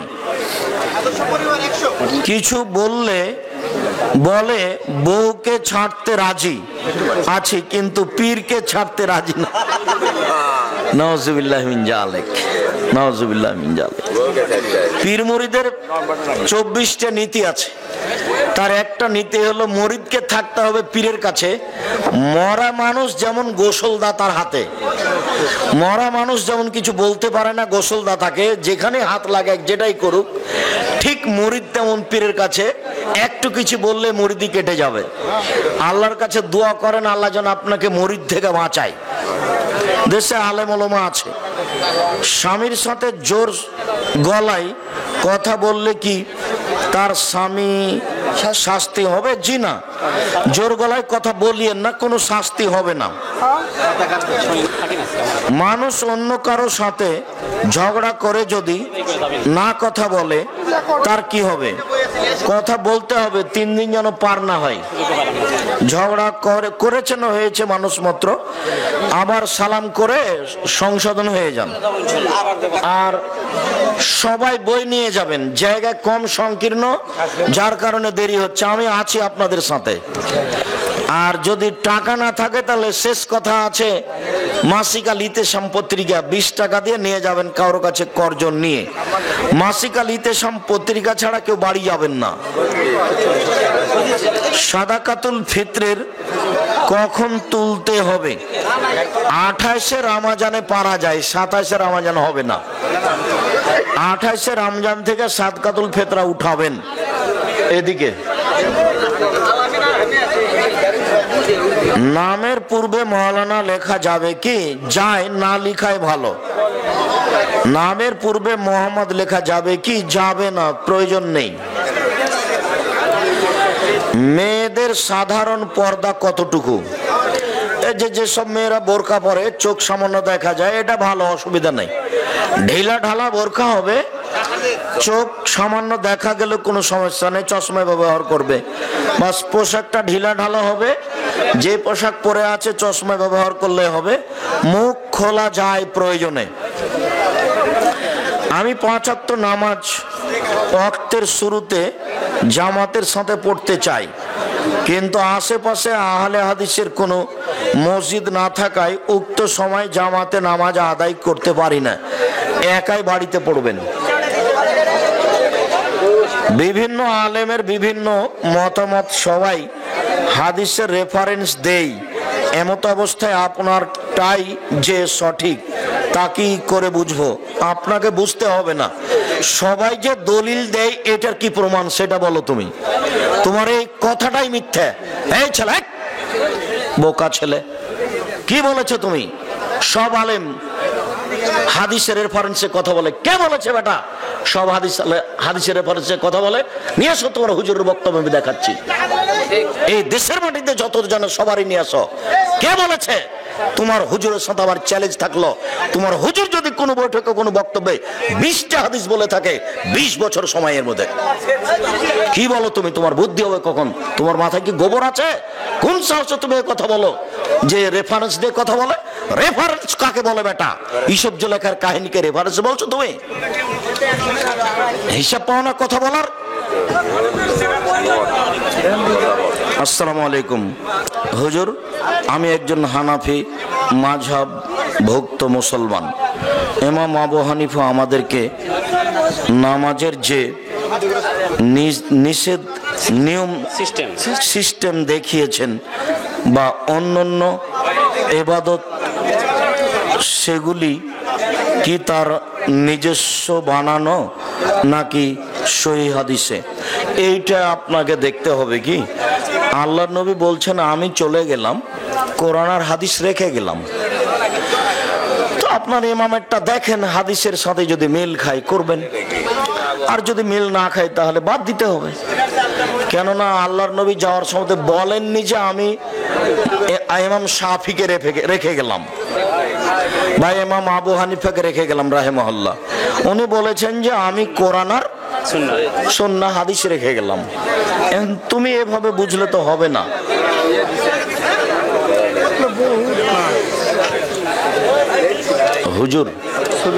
হুজুর ছবি তোলা হারাম, কিন্তু আপনি যে ছবি তুলছেন, আমি তুলি না ছবি। কেউ আমার কাছে, তোমরা যখন থেকে এসেছি কত মানুষ চাইলো ছবি উঠানোর জন্য, আমি কাউকে আমার ছবি তুলতে দিইনি। বক্তব্য ছবি সহ ধরে রাখো, তাতে প্রমাণ সুবিধা হবে, বক্তব্য শুনতে সুবিধা হবে এবং ভালো মন্দ নগদ বোঝা যাবে। হিংসা করে মসজিদ করলে তাতে নামাজ হবে? জি না, নামাজ হবে না। সবাই বই পাবেন, আমার জানা অনুপাতে গাড়িতে অনেক বই আছে, তো ধৈর্য ধারণ করে নিতে থাকেন, আমি আছি আপনাদের পাশে ইনশাআল্লাহ। শায়েখ, আমার প্রশ্ন হলো, আমি যখন নামাজে ইমামতি করব তখন কিভাবে নিয়ত করব? অন্তরের পরিকল্পনা নাম নিয়ত। এই যে মসজিদে ঢুকেছেন, কি নামাজ পড়তে ঢুকেছেন, জোহর না আসর, আপনার মাথায় জাগছে এটা, সেটার নাম নিয়ত। মুখে নিয়ত করলে গুনাহ হবে। কোন কোন ফসলের যাকাত দিতে হবে। কোন কোন ফসলের যাকাত দিতে হবে? কোন কোন ফসলের যাকাত দিতে হবে? যেগুলো শস্য সেগুলোর ওসর দিতে হবে। ধান, গম, জব, মটর, রাই, মসুরি, ভুট্টা। যাকাত দিতে হবে না আলুর। আলুর ওসর দিতে হবে না, কলার দিতে হবে না, বেগুন সবজির দিতে হবে না, ঢেঁড়সের দিতে হবে না। কত মনে? 18 মণ 30 কেজি হলে 20 ভাগের 1 ভাগ দিতে হবে। 80 ওজনে 20 মণে 1 মণ দিতে হবে। আমরা যদি ফসলের ওসর বের করে তা রেখে দিয়ে দিনে দিনে ফকির মিসকিনকে দেই, জি না, ওসর বের করে রাখা যাবে না, হাতে হাতে দিতে হবে। আর সারা বছর ফকিরকে দিবেন নিজের টাকা পয়সা দান। স্যাটেলাইটের মাধ্যমে মহিলারা কি পুরুষের বক্তব্য শুনতে পারে, দেখতে পারে? জি। বুখারী মুসলিমের হাদিস। সেটা কি রাসূলের যুগে স্যাটেলাইট ছিল? চট করে যে বুখারী মুসলিমের হাদিস বললেন, ওই যোদ্ধারা মসজিদে যুদ্ধের ট্রেনিং দিচ্ছিলেন, তখন আয়েশা রাদিয়াল্লাহু তাআলা না রাসূলের পিছন দিকে দাঁড়িয়ে কাঁধের উপরে মুখ লাগিয়ে যোদ্ধাদের দেখছিলেন, কিন্তু যোদ্ধারা দেখেননি যে আয়েশা পিছনে দাঁড়িয়ে আছে। বুঝাতে পারলাম না? হাদিস বুখারী মুসলিম। তাহলে বুঝা গেল যে মহিলারা পুরুষকে দেখতে পারে, কিন্তু পুরুষ মহিলাদেরকে দেখতে পারে না। এই জন্য বললাম যে বুখারী মুসলিম। তুমি যদি বুঝো চটকার যে স্যাটেলাইট কি ছিল, তাহলে তো আমি বেকায়দায় পড়ে যাবো। দেখো তার চেয়ে দামি, ও তো ছবি দেখতে হয় করে নগদ সরাসরি। এই হাদিস বুখারী মুসলিম। কোন হিন্দু মেয়ে মুসলিম ছেলেকে বিয়ে করলে হিন্দু মেয়ের বাবাকে না বলে বিয়ে করা যায়? জি।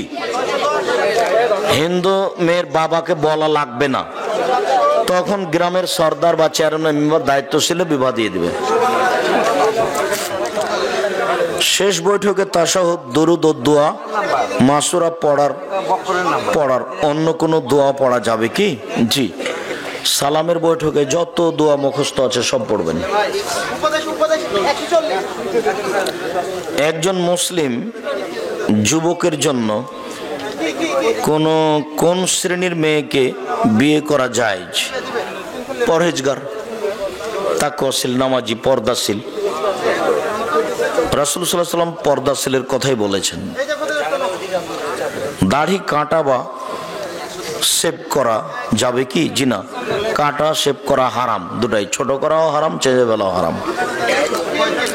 ইমাম যদি কেরাত জোরে পড়ে তাহলে মুক্তাদি সূরা ফাতিহা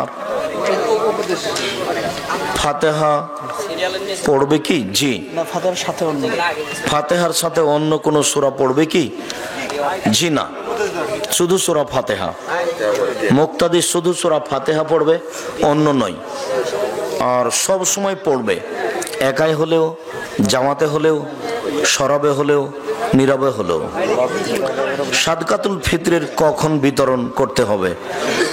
উঠাতে হবে ঈদের মাঠে যাওয়ার আগে, বিতরণ হবে যখন সুবিধা। যার চরিত্র যেমন তার বউ হবে তেমন, কথাটা কি ঠিক? জি না, কথাটা ঠিক নয়। অনেক সময় খারাপ চরিত্রের মানুষও ভালো মেয়ের সাথে বিবাহ হতে পারে। তা আল্লাহ যে বলেছেন জেনাকার পুরুষ জেনাকার মেয়েকে বিবাহ করবে, ওটা হলো যাদের সাথে ঘটে গেছে তারই সাথে বিবাহ। আর আরেকটা হলো এই যে মানুষ জেনা করার পরে যদি তওবা করে তাহলে ও ভালো হয়ে গেছে।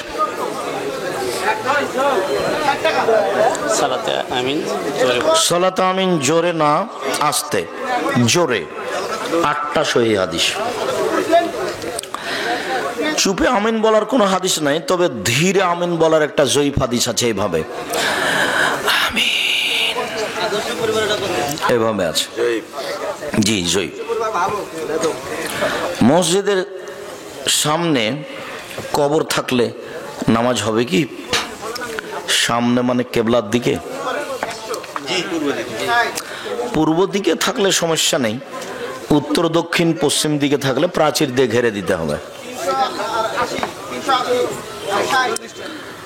মসজিদে ইমাম তাবিজ দিলে নামাজ হবে কি? জি না, তার পিছনে সালাত হবে না। তাবিজ শিরক, হারাম। রাসূল সাল্লাল্লাহু আলাইহি ওয়াসাল্লাম কি কবরে জীবিত? তিনি কি সালামের জবাব দিতে পারেন?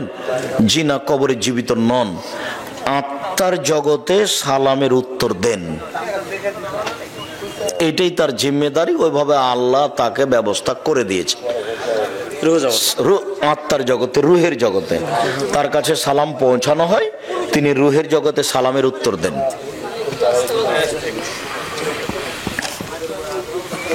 একই যে কত দিয়েছেন, ওগুলো কেটে দেন, ছেড়ে দেন। দাড়ি কতটুকু কাটা যাবে?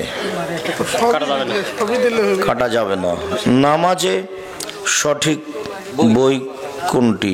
নামাজের সঠিক বই কোনটি? এখন আমাদের কাছে আপাতত আইনে রাসূল সাল্লাল্লাহু আলাইহি ওয়াসাল্লাম দোয়া অধ্যায়, এটা দেখেন, আর আদর্শ নারী থাকলে দেখেন। কয়েকদিন পরে পরবর্তীতে আমরা বগুড়া আসলে আমাদের যে সলাতের উপর বইটি, রাসূল সাল্লাল্লাহু আলাইহি সাল্লামের সলাত এবং প্রচলিত সলাত, খুব গুরুত্বপূর্ণ বিস্তারিত বিবরণে বই বের হচ্ছে না। ওই বই তো ছাপেই নিবেন কি করে? আমরা যারা নাভিতে হাত বেঁধে নামাজ পড়ি, আমাদের নামাজ হবে না? হলে নেকি কম হবে। ইমাম মাহদী আসার আলামত একটু বলেন। এখনো কোনো আলামত বুঝতে পারি না। ইমাম মাহদী ওই সময়তে থাকবেন যখন ঈসা আলাইহিস সালাম নেমে আসবেন পৃথিবী ধ্বংসের শেষ মুহূর্তে। আসরের ইকামত দেওয়া হবে, সিরিয়ার দামেস্কের শ্বেত পাথরের মিনার দিয়ে নেমে আসবেন তিনি দুইজন ফেরেশতার মাধ্যমে। বিড়ি, গুল, জর্দা হারাম, এর ব্যবসাও হারাম, এ দিয়ে সলাত হবে না। আজকের মতো শেষের দিকে চলে আসছি, আর দিয়েন না। গণতন্ত্র কি ইসলামে করা যাবে? জি না, ওটা আব্রাহাম লিঙ্কনের কাল্পনিক পদ্ধতি। মায়ের নামে কসম করা, ছেলে মাথায় হাত দিয়ে রেখে কসম করা, মায়ের নামে কসম করা শিরক, ছেলের মাথায় হাত দিয়ে কসম করা শিরক। ব্যাংক লোন, কিস্তির টাকা নেওয়া কি চলবে? জি না, লোন হারাম। যে ব্যক্তি কুরবানি দিবে তার কি মায়ের গোশত নিতে পারবে? তার কি সামের গোশত মানে কি? আমি গোশ দিলাম, আবার আমি এই পরক্ষণে লুটটা আমি পার্সেন্টেজ ভাগ পাবো কিনা, বুঝেছি কথা। আচ্ছা আচ্ছা, না নেওয়াই ভালো। জি না, মোনাজাত ব্যক্তিগত ব্যাপার। অনেক হাদিস, 42টা হাদিস আছে হাত তুলে দোয়ার বয়ে। স্বামী নামাজ পড়ে কিন্তু স্ত্রী নামাজ পড়ে না, সেই স্ত্রীর রান্না খাওয়া কি চলবে? জি, খাওয়া চলবে, পড়ান তাকে বাধ্য। আমার স্ত্রী কোরআন পড়তে জানে না, ব্যবস্থা নেন, পড়তেই হবে। ইমাম মুয়াজ্জিন ঠিক মতো 5 ওয়াক্ত নামাজ আদায় করে না, তার পিছনে কি নামাজ হবে? হবে, আপনাদের হবে, তার হবে না।